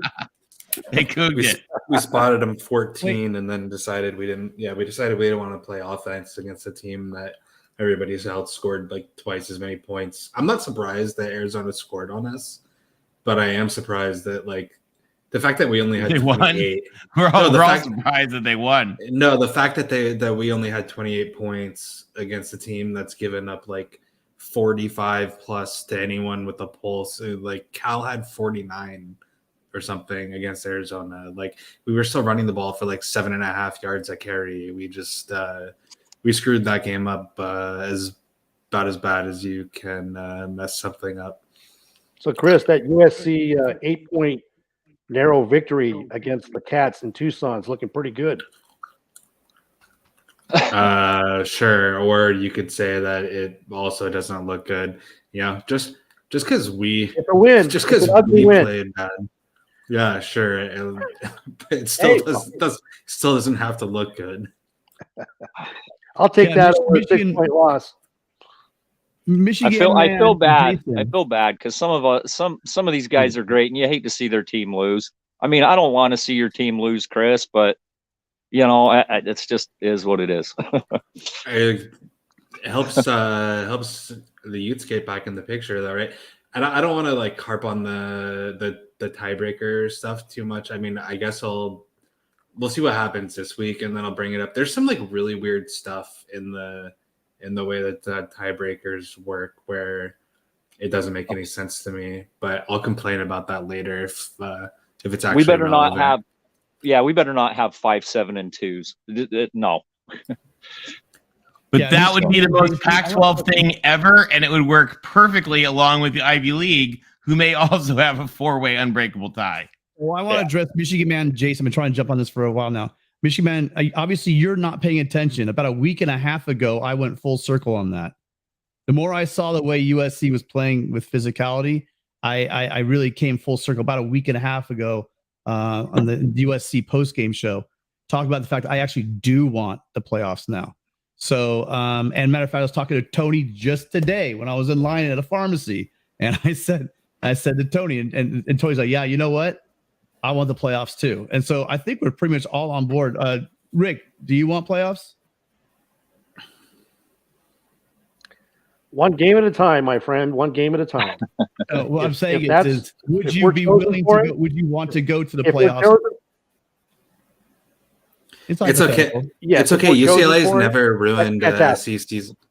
UCLA's never ruined an SC season while they looked ahead to go into the championship before, right? That's never happened. I wasn't in school. I don't want to. Yeah, thanks, Chris. One game at a time. Lightning doesn't strike twice, Chris. That was the biggest miracle I've ever seen in my life. So don't worry, that won't happen again. I'm actually kind of surprised Chris to predict 13-9 for the game this weekend. That defense isn't here right now. It's rivalry week, Chris. So just here talking a little smack. It's going to be a great game. Caleb Williams and DTR and Charbonnet. Got to factor in that as well. But it's going to be a lot of fun at the Coliseum. I mean, at the Rose Bowl. And so, hey, this is great. 2 ranked teams, and may the best team win. To the point about the playoff, though, real quick, is I think, and when we were like dreaming of this, also this was like a UCLA fan board argument of like a Rose Bowl versus like going to the playoff and maybe getting beat by like 50 against Georgia. And I think you should always want to play in the biggest game that you can play in. And if that means that the biggest game that you play in is a game that doesn't match up as well for you and you get throttled, I still think it's better to go to the playoff and lose, because you should want to be in that game rather than go to a Rose Bowl. And I love the Rose Bowl, and we haven't been in a long time, and I'm not like disparaging the Rose Bowl at all, but I think that I don't want to say like a loser mentality, but I think you should always want to be in the biggest game that you can compete in. Really, like whatever that outcome ends up being, you should want to be on the biggest stage you can be on. I agree with you, Chris. And the reason why I haven't come out and gone full 180, such as Tim and Tony, is because we're seeing it right now. It's all the posturing that comes out. It's ridiculous. We've only played 10 games. There's 2 to 3 more games that have to be played. And every conference is talking, defending their teams and pointing out these guys have a quality win. They only have one quality win. You got uneducated fans they're quoting beating ranked teams that were like in week 2, 3, and 4 of the season. That's ridiculous. It doesn't matter what their ranking is when you play them. It is what their ranking is as of right now, week 10 of the college football playoff. That's why preseason rankings are ridiculous and don't matter. Yeah, even though, like, for instance, Tennessee beat Pitt on the road. Pitt was ranked at the time, but they're 6-4. They're not ranked right now. So that's not beating a ranked team. So it's let everything play out. And if the committee decides that USC is worthy enough to go to a playoff, well, then fine. But USC has a lot of winning to do to get to that point. Well, and also, yeah, we need to win the next games before we worry too much about it. That's what I've said the whole time. Yeah, obviously. But what we're talking about is we've been talking about the future. That's kind of the point of this show, is to kind of like do hypotheticals and talk on talking points. Of course, we got to win one game at a time. I'm fully on board. The likelihood, I'm going to tell you, the likelihood of us winning, UCLA and then beating Notre Dame and then beating Utah or Oregon or whoever we face is very slim. Yeah. But I had said all along the whole year that, man, I hope we don't, because that game is that might actually happen. And so in case it does happen, I've now come 180 and said to myself, you know what? Let things go where they go. I think they need to go, like Chris put it perfectly. You just got to go play on the highest stage and not worry about what's going to happen. Because does anyone talk about how Michigan got destroyed last year when they finally made it? No. Do people talk about, sorry, Will, plug yours, how Notre Dame gets Notre Damed when they get there? No one talks about that. They just talk about, USC's never made it to the playoffs, and that's like a talking point. I do. I talk about the Notre Dame one. You do. Sorry, we do with Will, but I mean, in general, they're going to bring it up. So, I mean, the fact is that, you go there, if you make it there, it's almost like this elite fraternity now. Because, I mean, truly, how many teams have actually made that playoff? It's been, the usual suspects rotating, bringing one guy in here and there. And it's been a huge comment. Obviously, USC's never made it to the playoffs. You know what, you guys? You're right. It'd be great if they did this year.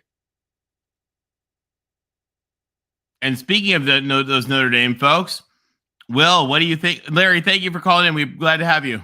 Thanks, you guys. We've got Will on the line. Will, tell us what you think. We got the Notre Dame game, and then Notre Dame's coming to the Coliseum. What are your thoughts? I'm Joe Montana here. I'm playing it with the flu, but so I'm excited about this BC game only because our boy Phil Dracovic is coming home. Like, I loved Phil. I wanted him to get some playing time. I wanted him in 2019 when we were getting blown out by Michigan. Get him in, but unfortunately BK lied to him, said he'd get an opportunity during the season, and he didn't. So he left for pastures up north to backup college, and he's been pretty injury plagued there because they, especially this year, since they have no offense, like have a statue. Like he would have been great at Notre Dame because we have an offensive line, unlike BC. But since he has no offensive line, he keeps getting injured at Chestnut Hill. So, but it'll still be nice to see him come back to South Bend because this would have been his senior day. So it's nice getting to be with his old pals. So yeah, I'm excited for the BC game, but we should win big, especially because I think we could just attack Phil or whatever quarterback they have pretty easily with our D line. It's gonna be a good one. Yeah. All right, Will, stick around with us. You free? You free to stick around with us? Yeah. Okay, we'd love to have your input. Let's welcome Anthony to the group. Anthony, welcome. How are you doing? Good. And yourself? Oh, doing great, thanks. Anthony, what do you think about the Pac-12 games coming up this week? Yeah, I think if we can win the turnover battle and the penalties, SC wins big. I like this. We need you to call it more often. Yeah, along with the superior coaching staff. I like the way you think. I like the way you think, Anthony. What do you think? Now, Oh, go ahead. thank you. Oh, thank you. What do you think about that, Chris? I mean, I agree. If you win the turnover battle, you probably do win. If we throw a couple picks or something, but like again, I mean, I think it's going to come down to obviously against your team, and we can't come out and start the way we did against Arizona. But thankfully, even though we played that bad last week, doesn't mean that we have to necessarily turn around and be that bad again week 2. And again, the pass rush for SC does scare me, especially from last week. That's my big takeaway for this week compared to what happened last week. I think you can wash off a lot of things, but the way Arizona actually got after our quarterback scares me with what SC can do on the defensive line. That being said, over the course of the year, it's not a fluke to be, in the top, the top of yards per carry over the course of, an entire season. And I don't think, if you've had that much success running the ball all year, I don't think that all of a sudden goes away. And I think that if we can, I'm not saying play takeaway and keep the ball the whole time, but if we can control the game running the ball and make it so that Caleb isn't on the field the entire game, chucking it around everywhere because he's gonna get his. If we can control the game and keep the pace, I don't think that we're gonna come around chucking it around. I don't think we're going to put it 63 or whatever it was that we put up last year. But if we can control the game and not have to get in obvious passing situations where your defensive line and can pull their ears back and get after us, then I think we have just as good a chance. There's a reason it's only a 2.5 point spread, even though we lost to Arizona last week. Hey guys, real quick, I'm getting messages from people. Just a reminder, because this is our Pac-12 show, and thanks for calling in, Anthony. Because this is our Pac-12 show, obviously that we chat about things that are in the bigger picture of college football. But if you're just muttering nonsense that doesn't have anything to do with the Pac-12, we'll just time you out because we want to keep the focus on the Pac-12 and peripherally Pac-12 stuff. So let's just keep that focus just a little bit more. The Michigan Ohio State game will be discussed by 8,000 shows throughout the week, and you should do it on all of them. But this is not one where we will not be discussing Michigan or Ohio State. So next up, we got Mikey G. So if Michigan would have played welcome to the show. If Michigan would have played UCLA, then we would have talked about it, right? Exactly. Well, no, they not be in the discussion anymore if they had. Yeah. If Michigan had played USC, we might be talking about them, but we're not. They get left out of the college football playoff. They would have wished they played UCLA, but we'll leave it at that. and thank you to the guys who sent me private messages about that. Sorry, we've been a little slack in keeping that squared away. All right, Mikey G, the Ducks and the Utes. What do you think about this game? What's going on, fellas? Tony, you're keeping the ship straight and narrow, and I love it.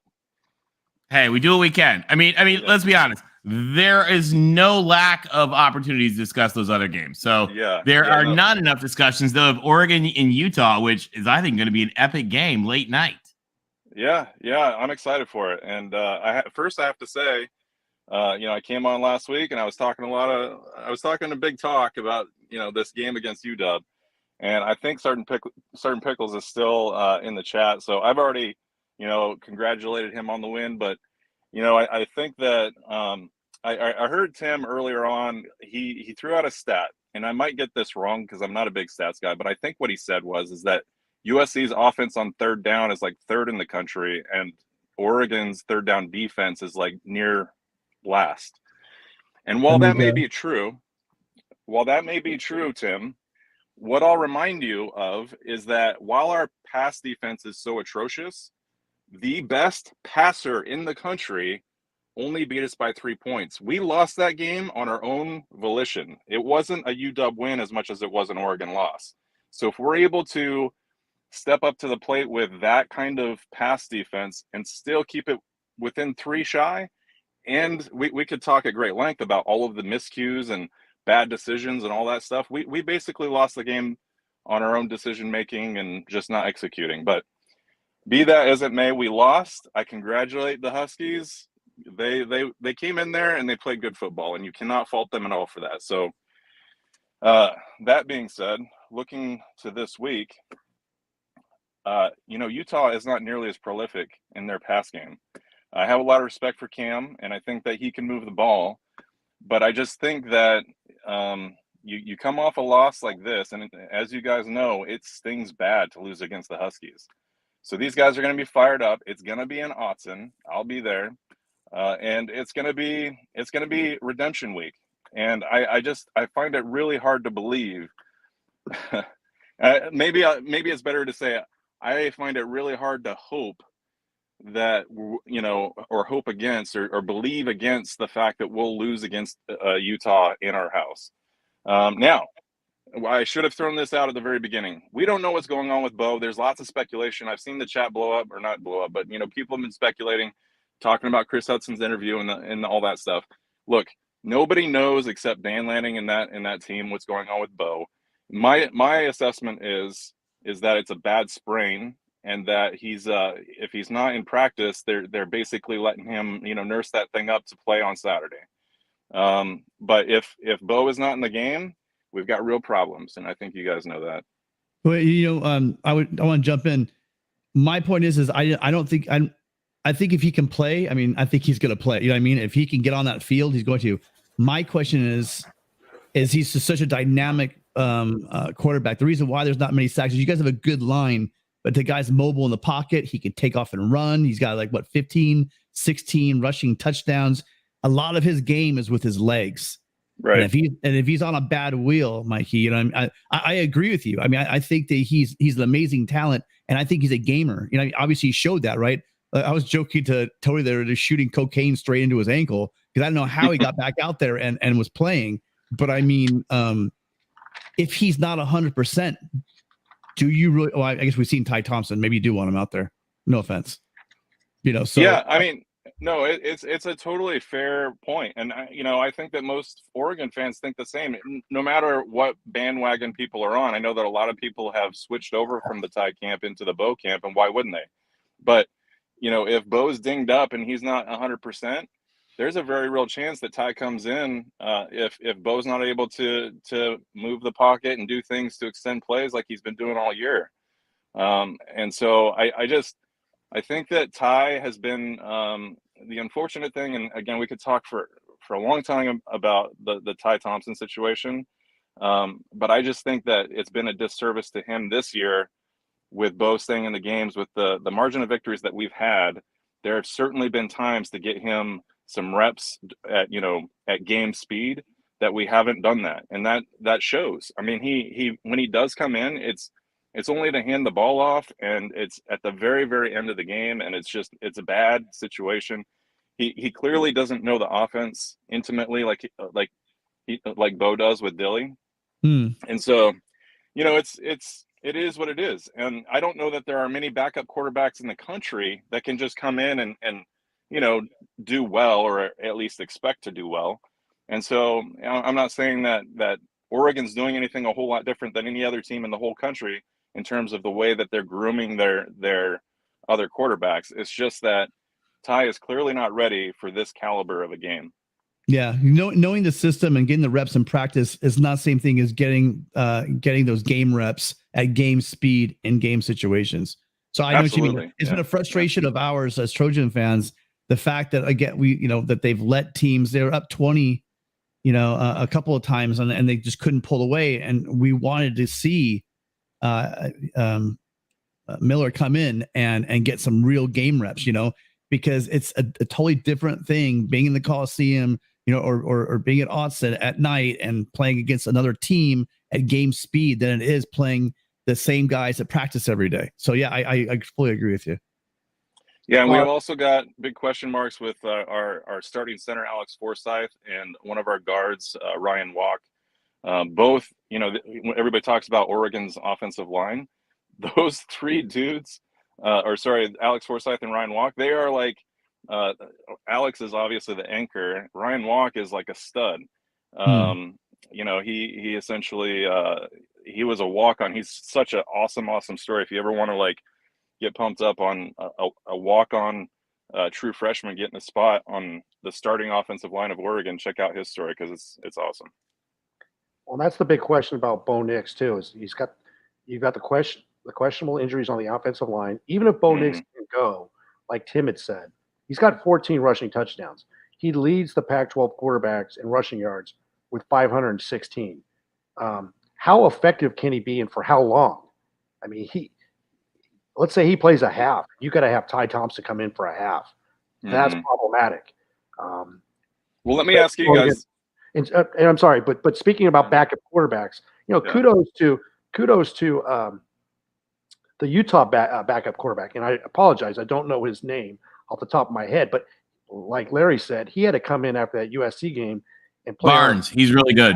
Barnes, yeah, thanks, Tony. But he had to play up at the Palouse, and Cam Rising did not play in that game, and Barnes, helped Utah win on the road. USC's got a capable quarterback in Miller Moss. Should anything happen, God forbid, to Caleb Williams, the team has the utmost confidence in Miller Moss. That guy's a quality quarterback, and he led the against, it was Colorado, but he led them on 2 touchdown drives against Colorado. And I don't think anybody on SC's team has the lack of confidence in Miller Moss should something happen to Caleb Williams. So there are some quality backups that are out there. And it's unfortunate that Ty Thompson, for whatever reason, just hasn't been developed at this point, because he was a 4 or 5 star quarterback, if I recall.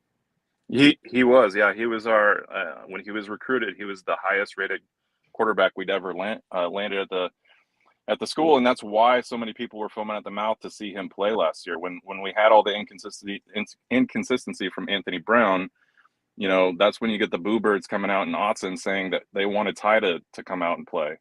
And that's just kind of the way things go. You start losing ball games, everybody starts clamoring for that backup to come in.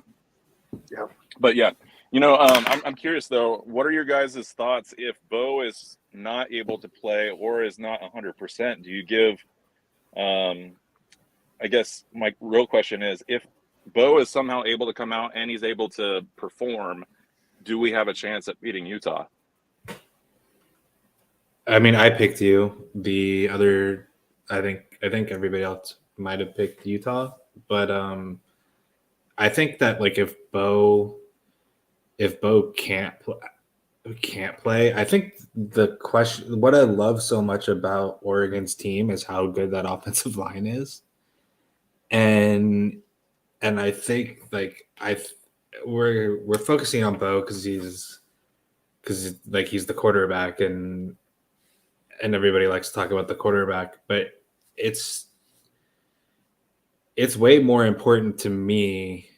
Not more important, but if Bo can't go, the health of those two linemen that you're worried about not having in is even more important to me, because you're going to want to run the ball and kind of like take care of the backup, at least until he, gets his feet under him a little bit more and whatnot. Right. Like, and the reason I thought Oregon was so good the entire year is in part because of that great offensive line. And so that's like another scary part to me, just as much as Bo being there or not. Sure. Yeah, and I'm right there with you, Chris. I think I'm pretty encouraged by Alex on the sideline. He still had his helmet on. He wasn't in the tent, and Dan Lanning said this week that he's pretty happy with the possibility of those guys returning this week. But of course, he's not disclosing anything as far as he might pull a Whittingham and not even say anything to the network. We don't know, So it's just I think what I would say is that there are so many weapons around Ty Thompson, and you pair that with an offensive coordinator like Kenny Dillingham. I'm not counting us out. Like I feel like Kenny, if needed, he's gonna fill Ty Thompson's tool bag as best as he possibly can, and he's got lots of tools to throw in there. And I think that our O-line, even we've got some depth at O-line too, which is why we've been so elite in terms of only 2 sacks all year. So I even if Bo is not playing a snap on Saturday, I still think we have a chance. I know that sounds pretty obscene, but I think that really it boils down to the pass defense. Other people might not agree with you, but I agree with you on that point. And I don't think it's like all of a sudden, not to bring up terrible memories, right? But I don't think this is like an Oregon team that if they lose Bo, it's like the year they lost Dennis Dixon and went from like, literally top 3. That's the most I've ever seen losing a quarterback affect the team, right? Like he went from like being like top 3, like one of the best teams in the country, looking on Saturdays, to like falling off the map because you lost one guy. And I don't think that same kind of thing happens if Bo can't play. Yeah, that's a great point. Now that you've said that, it gives me pause to think, okay, well, who was Dennis Dixon's backup? And I'm not recalling who that was, but clearly they weren't getting it done. And so Ty Thompson has not shown up to this point that he's got the chops. And so we'll see, man. Like it's, as you can imagine, the Oregon fan base is all up in a tizzy about this whole Bo injury report situation. And I just think, whatever it is, we're going to go in and we're just going to hopefully wrap up, lock down on that pass game. Like I said, Utah does not air it out like a Penix does to his 3 standout wide receivers. So I think we have a chance here. All right. Shall we bring in Jeffrey to add some color to this?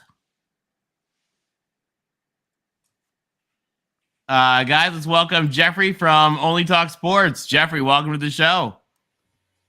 Hey, I'm glad to be here.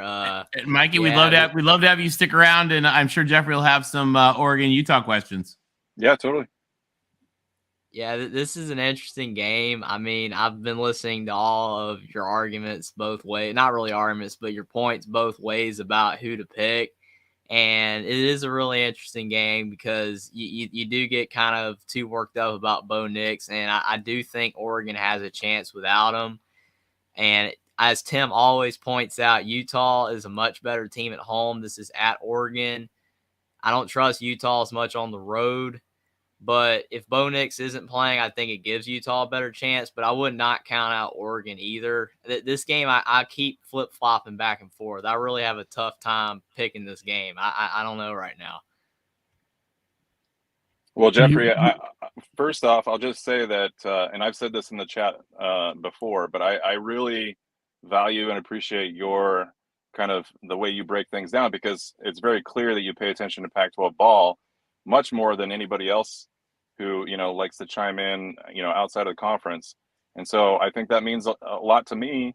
that you're not counting us out completely, because, you know, if we beat Washington last week, that I think is kind of the majority, or the kind of the broad stroke take going into this game, with or without, or with Bo. You know, I think that coming off of last year, most people are thinking that Utah has the edge with their defense, and that's a very fair way to look at it. And the fact that we're going into this game having just lost the UW and Bo is potentially not playing, and we still have a chance, I think that speaks volumes about the quality of the program to still be able to compete with those kind of, you know, levels of adversity. Well, with Bo Nix, Oregon on third down is just under 50%, 30th in the country. That's going up against a Utah team that's holding third down conversions to under 35%. That's 10th in the country. Without Bo Nix, again, how many of those first downs are picked up with Bo Nix's legs? So without him being 100% healthy, I think that statistic's is gonna be a bit. I'm just saying, I'm not hoping for any injuries. I hope they all roll out there, and I think that's probably very unlikely. Along, you know, with a dinged up offensive line, probably an All-American center. I don't know, but he's gonna be a huge loss, calling out line play and just being an overall stud. I don't know. I think it might be too much of a task, because I think people wrote off Utah for the loss at the Rose Bowl. You know, every team has a bad game. Do you know what I mean? Yeah. And apparently they had two, because they went and laid an egg. And I'll let Rick give a speech about how you can't let certain teams represent the Pac-12 and not actually do a good job. Going there, literally, that Utah lost on the road at the Swamp, the first game of the season, has been the fodder. You know, it's just been all the SEC has talked about, oh, well, you know, our 8th or 9th word. It's DeReal's favorite phrase, and he can invalidate the whole conference because a team lost a game, you know, on the road, first game of the season. But it has caused a lot of problems for the Pac-12. I think Utah is not that team. Utah is a very good team, and the committee says it. The committee has them at 10, and I think they're, in a lot of ways, they still might be. When they're, what are they, 9 in SP Plus? Yeah, they're 9, and what's the other one? But and 2 major indices, they're in the top 10. And if you look at their statistics, just their general statistics across the board, they're 10th in the country on third downs. You know, on third down defense, they're 9th in the country in scoring margin. Right? Yeah, they're 10th in the country in turnover margin. They're a good team. Sagarin has them at like 8, I think. Yeah, you know, and like I said earlier, I'm not. I don't pay too close attention to the stats. I know that there's value in it, but I think, I mean, if you look at Vegas, right, like they've got us as a 3-point favorite in this game. Now that line changes as soon as they announce anything on Bo, right? But yeah, I hear what you're saying, Tim. I think that for anybody to go into this and think that that not only do we win, but we keep it competitive with everything stacked against us right now, I think that that's a pretty audacious and bold kind of take. But I feel like we've got depth, right? So we talked about the O-line being dinged up. We've got Jackson Power Johnson. He stepped in and was able, like, he is a stud. He's a lower class. I think he might be a sophomore. And he was when Ryan Walk went down taking over for Alex, JPJ went in there, and he's no chump. Like, he's no chump. He can hold his own. And so we've got the depth on the O-line. And it's, you know, obviously the big question mark is Bo. So we'll see, man. I'm going to jump off here. I appreciate you guys having me. Hey, thanks for joining us, Mikey. Yeah. Thanks a lot, buddy. I'll be following you, Mikey. I've got to get off too, but those numbers, I mean, the numbers don't lie. And the one thing I am worried about with the Ducks are those injuries. And if those injuries come true, I think that 3, I think it's actually building in, hedging their bet that he might be hurt and he might not be in the game. So, I mean, I think part of that's already been there. I do think it'll change a little bit more once it is, well, it won't be announced. So I guess it'll be a game time thing. I think it's already factored and hedged in there, but the fact that you guys are only a 3 or 2 point favorite at home at Autzen, is a telling sign. It's very telling. Yeah, absolutely. And I'll just say, Chris, I really value your analysis, and I think that you do a great job on the show. I'm just gonna, I don't really have a real clear favorite. I'm leaning more conference in this pick. So I would like to see the Trojans pull it out this Saturday, and then meet them and beat them in the conference championship game. So I'm gonna end with that. Go Ducks, guys! All right, thanks, Mikey. Good luck. Thanks, Mikey. The most rational Duck fan I've ever met in my entire life. He's awesome. Hey, And Tim, listen, everyone, I've got to go too. What if he's really Owen Toole in real life? What if he's like Mikey's like secretly like one of the crazy Duck Twitter Spaces people?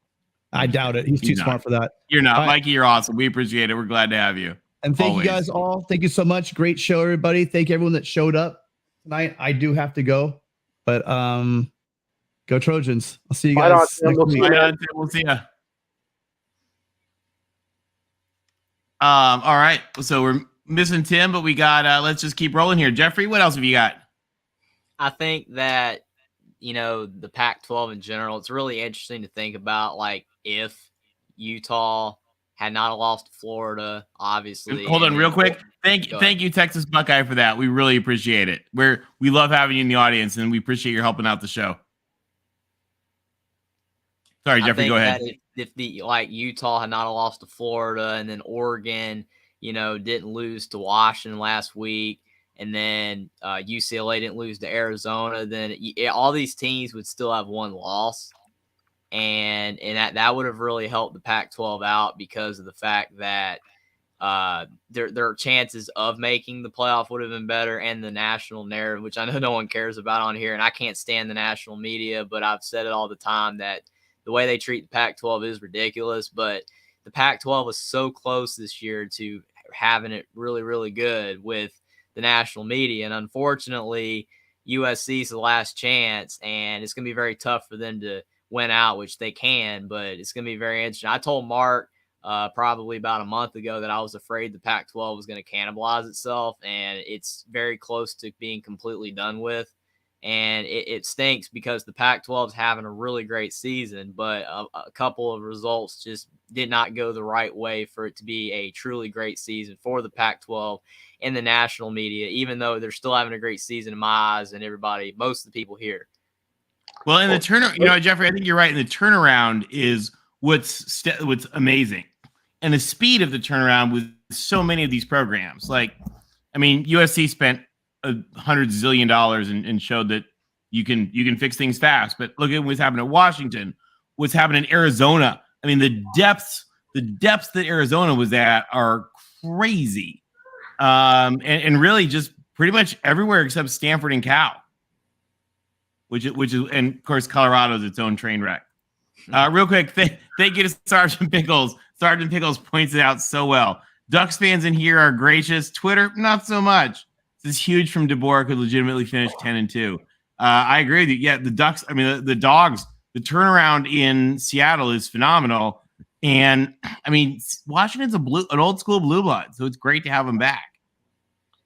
Hey, Jeffrey's been getting some props by in the chat, and you're a very smart guy. Jeffrey's awesome. You're a very smart guy, Jeffrey, and Mikey G gave you some props as well. Is that you more so than the national media?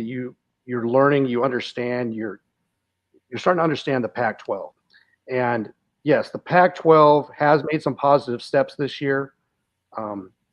They went on they beat two Big Ten teams. Washington State going to beat Wisconsin. And they'll tell you that, hey, look, Wisconsin is down. They fired their coach, but they're still in it for the Big 12 West. Hey, Michigan State, they're having a bad year. They were in last place in the East, but they took out Illinois, who was at the time first place in the West. So, if other media want to discount that, it is what it is. Those are two Pac-10 teams, Pac-12 teams knocking off two Big Ten teams. Yes, Mark was right. Minnesota did beat Colorado at Minnesota. I give them that. But, you take a look at Notre Dame. They took down Clemson and they took down North Carolina. Stanford took down Notre Dame. So there's a positive win. What the Pac-12 doesn't understand, and I'm talking about collectively the teams, that when you have an opportunity to go play on a national level, and when I say national level, when you go into SEC country, because that's all that matters.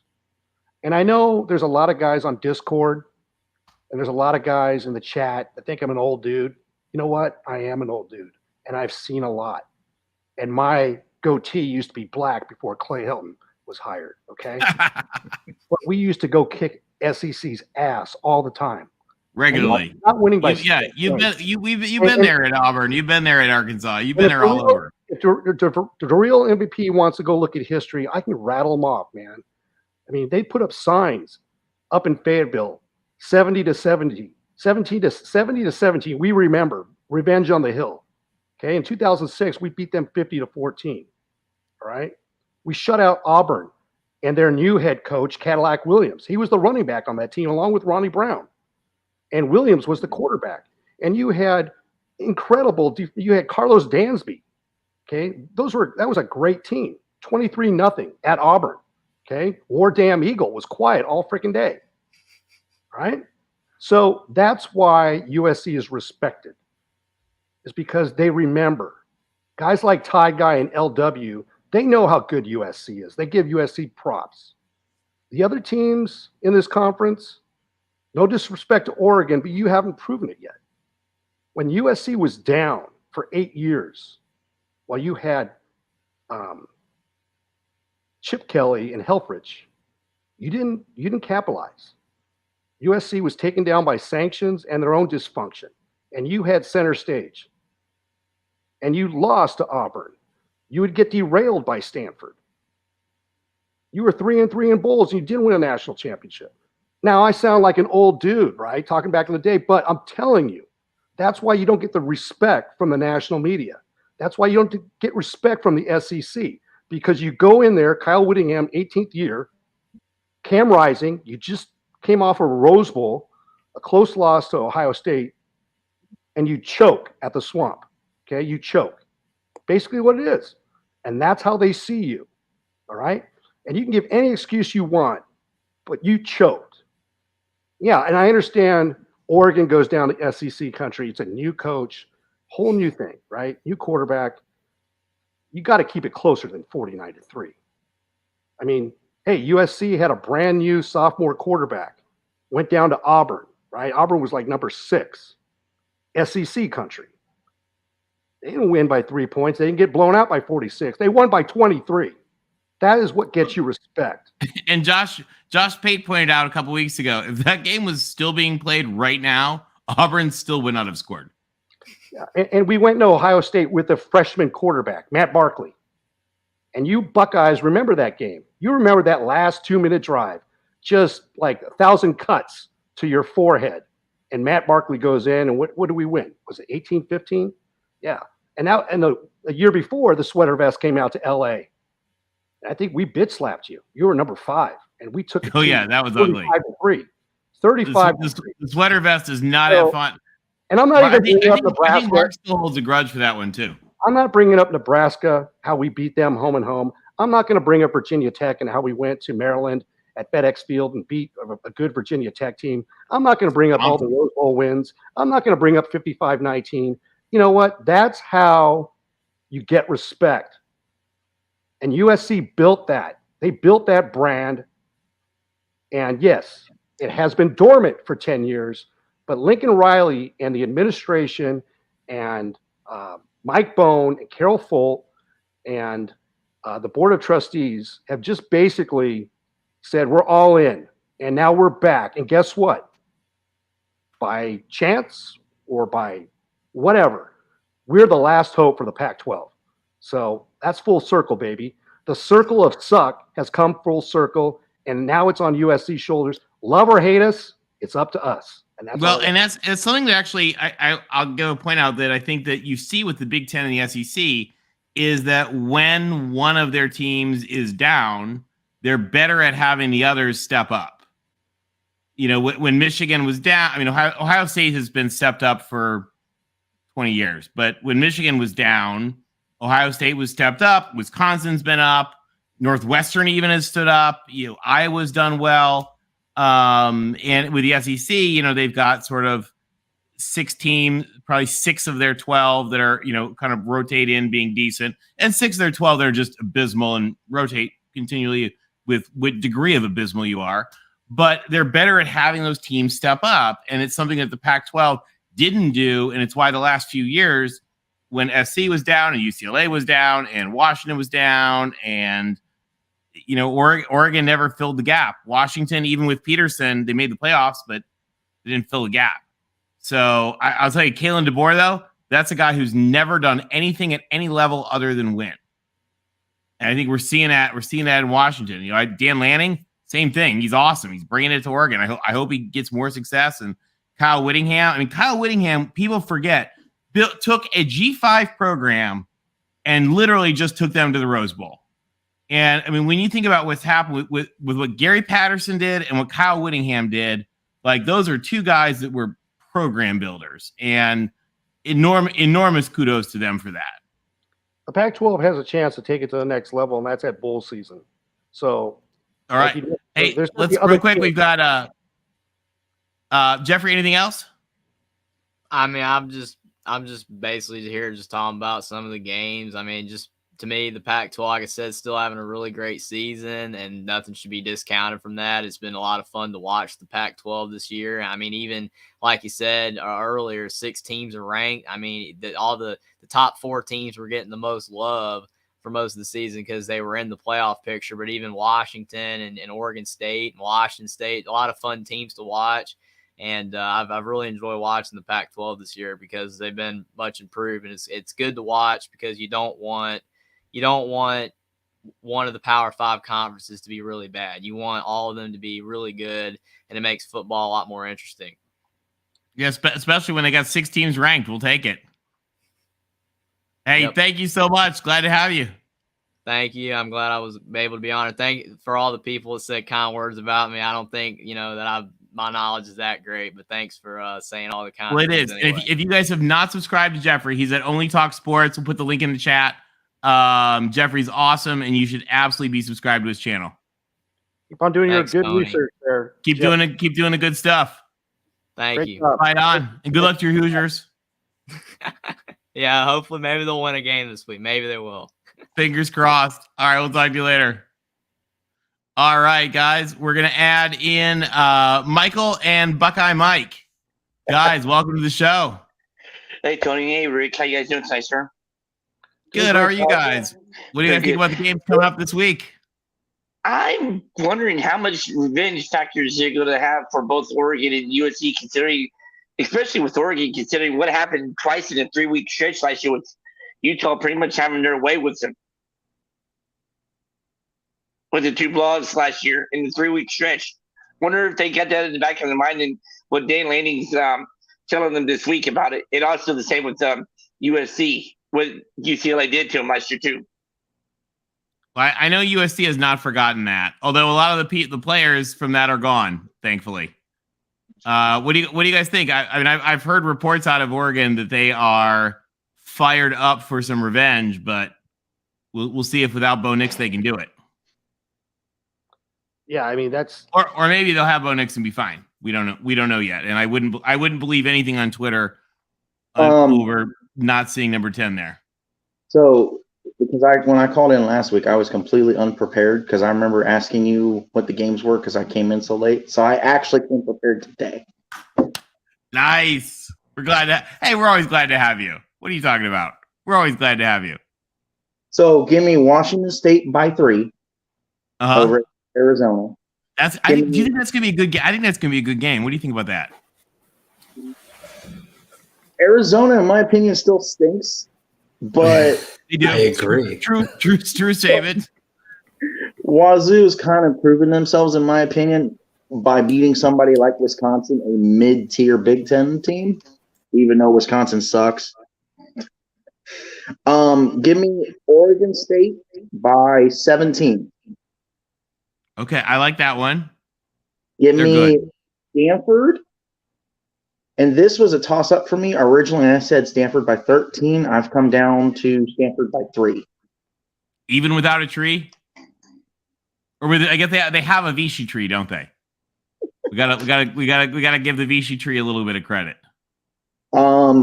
This might cause an uproar. Give me UCLA by 10. Okay, I like a bold prediction. I like the boldness. Give me Washington by 21 because it's Colorado. Okay, yeah, that's a good one. That's pretty good. Like, I might even move that one north. Yeah, I was thinking so bad. Yeah. And then give me Utah by 12. Oh, now, Mike, what do you think? Are we gonna have what are we gonna see with Bo next year? What are your thoughts? I don't know. It depends on. I agree with you on that. I have no idea. It depends on what exactly happened, because whatever happened, he can't throw a deep ball. You look at that Hail Mary. It was like what, 5 yards short of his wide receiver. It looked half-hearted. Yeah. And then that was because LBC touched on one of my questions about USC being the best chance for the playoff for the Pac. So I'm going to check that one off. My biggest question is basically, how good really is Bo Nix? Bo Nix transferred from Auburn. He came into Oregon, beat out Anthony for the starting position. So is Bo Nix actually as good as some people thought? Like, I thought he could have ended up winning a Heisman or at least go to New York at some point. Like while he was at Auburn. At least definitely go to New York. Or is it the fact that Anthony is not as good as people think and there was just so much wrong last year and that's why they beat us? I think it could be both. What do you guys think? I think that he has I think that he has played well. I think that he has done I think that Oregon has done a very good job of having him get the ball out quickly and also taking care of him. I think there was like a point, I forget what point it was in the season, but there was like a very long time where they had only given up like 1 or 0 sacks for like 6 or 7 weeks or something like that. Like, it helps to play. I think that he has been playing well, and I think that he is good, and I don't think you can take anything away from him. But it's also a lot easier to play quarterback when you have a great offensive line, and he does. And there's like, I think it's like 4 redshirt senior offensive linemen, like multiple of which should be going to the league. Yeah, no, I mean, it's just like he's a solid player and a solid team. I certainly don't think anyone should disparage him for like poor games that he had multiple years ago, because he hasn't been that guy this year. I think that he's played very, very well. I was a big Bo Nix detractor when he transferred from Auburn to Oregon, but I'll have to credit Kenny Dillingham. The offense that he's put together along with that offensive line has let Bo Nix flourish. Plus the offensive weapons that he has, totally an upgrade from Auburn, the situation he was at. And it's no fluke. I mean, up until this last game, 10 games of data, and Bo Nix, like I mentioned earlier, over 500 yards rushing. He's throwing it at almost a 74% completion rate. He's got 2,774 passing yards with 24 TDs, only 5 interceptions. And that was an issue with Bo. And I don't know back at Auburn if he just had to force things because the offensive talent around him wasn't there and he had that pressure. But then you add in 14 rushing TDs. Bo Nix has done a fabulous job at Oregon. And I hope to God that he can go against Utah, because it'd be a shame if he wasn't able. He's not going to be 100%, but hopefully he's good enough to give Oregon a chance to compete with Utah. Yeah, I think he's better than people give him credit for. I mean, I was a little bit apprehensive, but I believe, Josh Pate, all kinds of people that I think are really smart were on the Bo Nix train at Auburn and thought that Auburn had derailed and Bo Nix was sort of where the tracks used to be. And so when he went to Oregon, I thought, okay, let's see it. He's probably what they need. Tyler Shuck wasn't getting it done. He did it, and it was great. The other thing I would say about the Ohio State game, I always believe, especially with first games, you take them with a grain of salt. You don't write them off. You don't pretend they didn't happen, but you take them with a grain of salt and you say, okay, sometimes the first game can be tough. And I think that Ohio State had a first game that was tough. And so, just as we don't write off Ohio State for losing to Oregon, we don't write off Oregon for losing to Georgia, and Utah can still kind of go down and sort of stink a little bit in the swamp and for one game and still be the number 9 SP Plus team, just as Ohio State last year was one of the better teams in the country, even though they lost to Oregon. True. I will say. Go ahead, Michael. I was gonna say this about Bo Nix. You guys said he underthrew and stuff like that, but didn't you guys say he got banged up last week at the end of the game too? Yeah, he was definitely. No way he should have been in there, probably. Because I had seen him play at Auburn. Yeah, he was not good, but he does have an arm, and I had seen him throw the ball over around 60 yards, and that's what I was thinking. I had seen some of the highlights from the game last week and stuff like that. Well, and the other thing is I think he was trying to pull a Jake Haener. With that, like, if you guys remember when Jake Haener beat UCLA, he couldn't even stand up straight, and he's somehow just throwing just nailing dimes, just amazing. Yeah, but I gotta ask you this: so, how impressed have you guys been with Michael Penix this year? And is he the Pac-12 newcomer of the year, you think, or rookie of the year?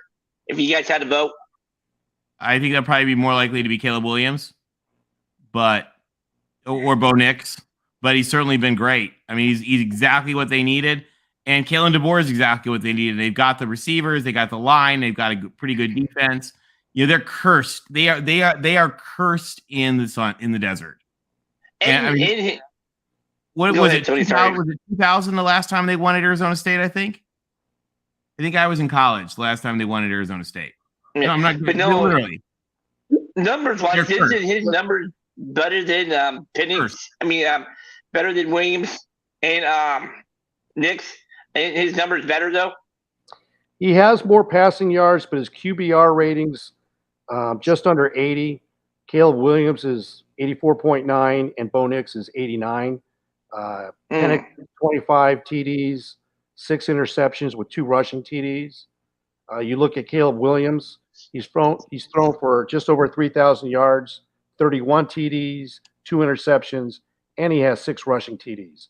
So, but, Penix looked great. He had a great game against Oregon. I think what lines up for Caleb Williams, he's got a big game against UCLA, Notre Dame, and possibly a Pac-12 championship game. So we'll see in the games that matter. No, I was just wondering, but another thing I'm trying to figure out also, Tony and Rick, and welcome back to him, by the way, is that being that he was more mobile in Indiana but had the injury factors and stuff like that, do you think DeBoer might have put the brake on him so he doesn't scramble as much and rush more so he can have a full season? I think he has better tools around him than he had at Indiana.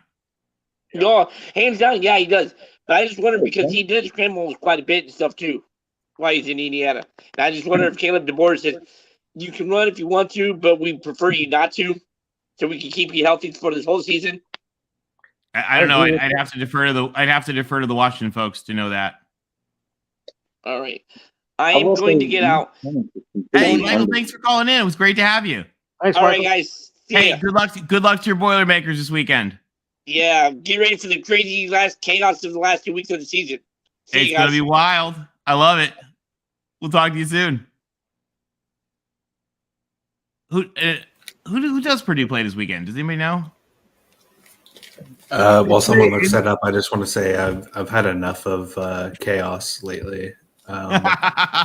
I thought you did not. I thought you didn't have any recollection of the games that happened last week. I'd like to go build a time machine to 1 week ago and turn off the chaos if we can. Isn't your basketball team undefeated though? Yeah, we're real good. We don't have to talk about that right now, but they're real good. They played Northwestern and Indiana, so Purdue's looking good to win the Big Ten West. Okay, so Purdue. Please. Can we just have a moment to laugh, and then we'll get off the Big Ten? But can we have a moment to laugh about how funny it would be if Purdue somehow won the Big Ten West and then won the Big Ten? Okay, that's not going to happen. That's not funny. But it's funny. Chaos. That's about the chaos you can get. By the way, they're not. And my one other Big Ten observation I've been laughing about. While the Pac-12 has been having to deal with the onslaught of the Tennessee people and their nonsense, the people who should be fighting that battle are the Michigan and Ohio State fans, but they're both so completely confident that they're going to win that they think that it's just completely irrelevant to them.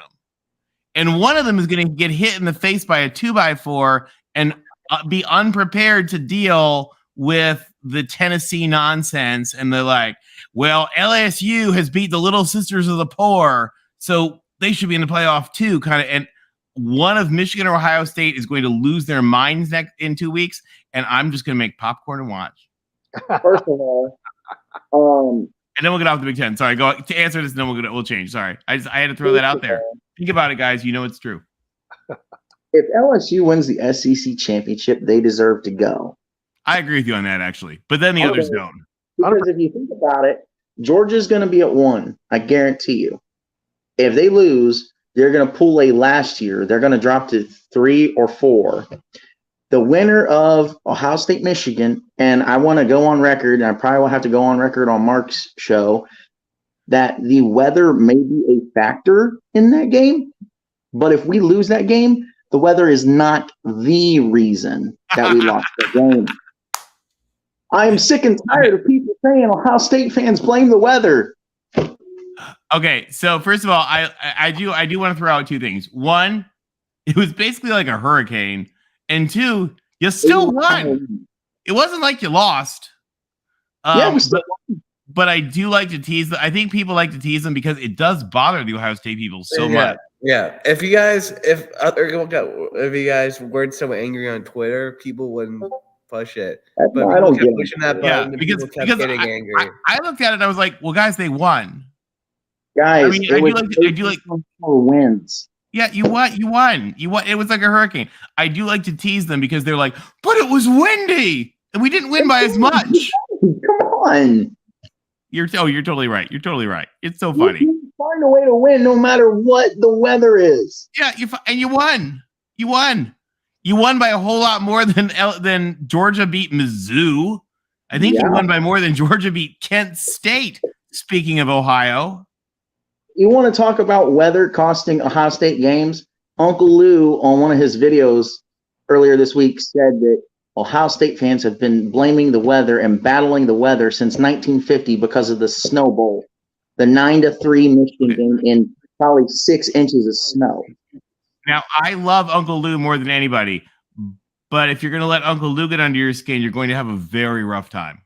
Oh no, I've learned when he's putting his persona on and he's trolling, trying to be funny, and when he's like dead serious. He's great. We love him. Anyway, all right, sorry. I didn't mean to change subject. I got to time myself out for that probably. By the way, we only need to time out one person. That was great. It was perfect. Anyway, so guys, why don't we? I think we're actually longer than we thought we'd be tonight.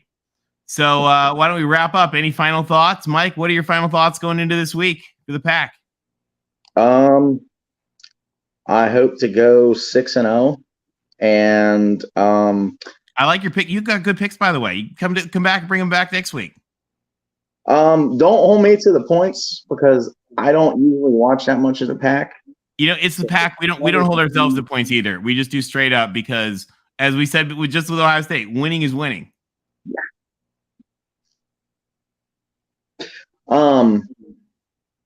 As far as this week, I think the key to UCLA winning is going to be DTR, which, by the way, favorite. Can somebody time him out? Pac-12 player. He's actually great. He's actually a cool guy too.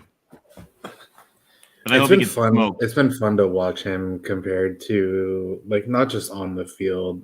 Some people don't like the way he acts. I find him entertaining. But like off the field in interviews, just like a quick shout out to him in terms of like how he acts, like post game or midweek and whatnot, like talking. It's, you know, again, like 2 or 3 years ago, I never would have thought he would be the guy. But he has like grown up quite a bit. And you can see it's like a way he went from being like a, you know, high school kid that played 1 year high school quarterback before playing in college to like a confident young dude. And some people don't like that aspect of him, but it's been fun to watch him grow up, and hopefully he goes out in a good way come Saturday. I got one last question. Go for it. 3 letters for you. ECU. What happens, and I think Mark and I and a bunch of other people were talking about this the other night, what happens if OSU, Michigan, or as the radio likes to call them around here, meat chicken, what happens if that game's like 35-31, 31-28, to where the loser just loses by enough, they just drop to the 4 spot, and then TCU wins out, Georgia wins out. That's going to push Tennessee out, but that wouldn't only cause a problem for, or let's just say LSU wins, because that would cause a whole mess. Well, one, I don't think that's going to happen. I'm not going to worry about that until they actually win, because that's a little bit like there could be an asteroid that we haven't seen. It could crash into Ohio Stadium and ricochet into the Rose Bowl, and then oh my God. Let me offer my perspective there based on that scenario. Which, hey, these are just scenarios. Yeah. But if you have Georgia, let's say Georgia winning, and you have Ohio State winning, they're the 2. And I think you said in your example that TCU wins out, correct? Mm-hmm. Okay, and then you have Tennessee and Michigan. Michigan, in my opinion, would be dropped out of the top 4. And it would be between Tennessee and possibly a USC, because Michigan would have a loss, and really they don't have a strength of schedule. The only quality win they would have would be Penn State, and they would not be a division winner, and they would not be in the Pac-12 championship. And if you had to compare them head-to-head to Tennessee has beat Alabama, and they have a better win against Bama. Ole Miss. I'm sorry. Tennessee beat LSU, and they beat Alabama. Correct. So, and you know, it's quite possible that Ohio State could be in that same position, and that's what Tony was bringing up.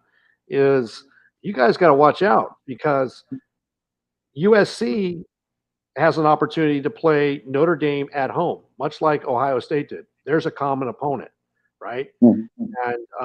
And that common opponent also lost. Who lost to Stanford? Exactly. And Marshall. So, you know, and should have lost to Cal. So Ohio State. Will like comes back from like puking in the toilet from the flu just to give us a glare for the Cal comment. I love it. So Ohio State has a little bit better of a resume. Love you, Will. You know, than Michigan, but unfortunately, because Michigan State and Wisconsin are down, there's not another really quality win in conference. It's Penn State, and you guys have both sucker punched Penn State. How, you know, other than that, what is it? So that's going to be interesting to see how things shake out if TCU can run the table and if USC can run the table. Who knows? It's going to be interesting. Although first, we're taking it one game at a time. First, we got to win one in the Rose Bowl. Then we'll worry about the next. And it's not likely that USC runs the table. And as unlikely as that is, it's far more unlikely that LSU is going to beat Georgia. So let's stop that ridiculous thought anyway. It's really not worth wasting any time in this show talking about LSU beating Georgia. Right. Until it happens. So is it more chaos if Michigan beats Ohio State rather than Ohio State beats Michigan? Depending on which fan base you're polling.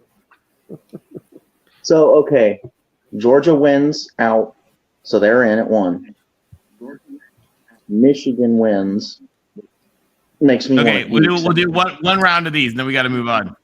I have a Pac-12 centric question after this, but go for it, and then I'll ask my question. TCU wins, and whoever wins the Pac-12 would be my guess.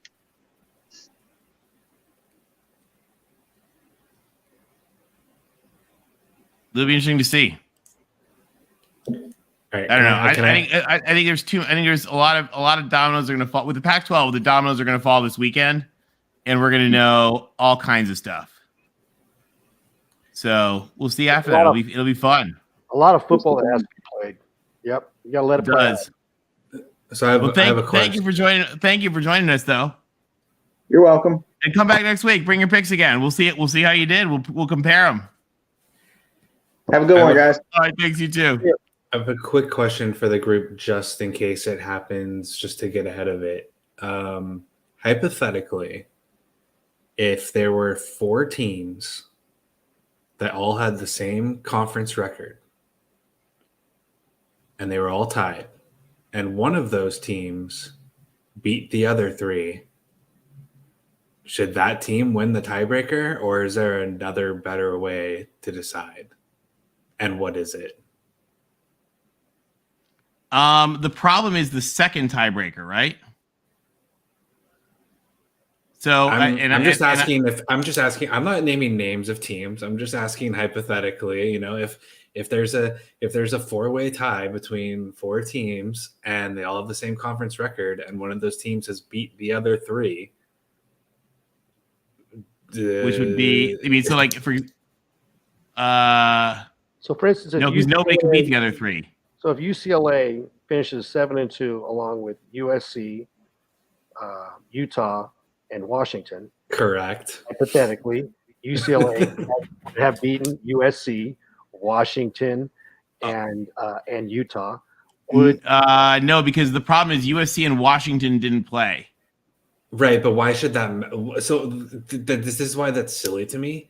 Is that if you hypothetically played each other, regardless of the result, now all of a sudden the fact that we beat you matters. But yeah, I didn't write the rules. You know who probably did? The people I know, but the Pac-12 refs wrote the rules. That's why people that think Michael Mothershed is qualified to work for the conference wrote the rules. I'm just asking if it makes sense. I'm not asking how it is. Nothing about the Pac-12 rules makes sense. It doesn't. Pac-12. It doesn't make sense.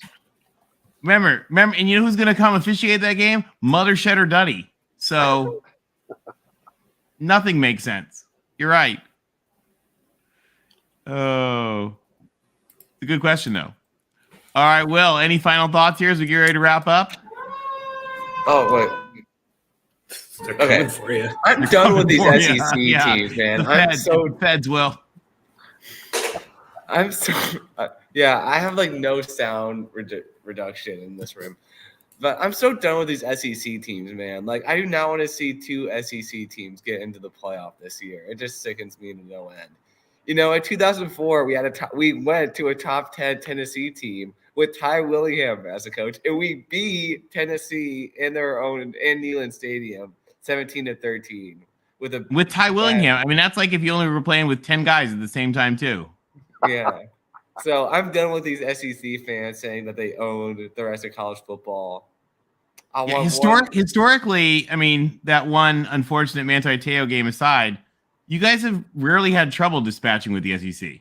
Is it true that Ty was on the 4th tee when that game kicked off? Is that true? I heard a rumor of that. What was going on?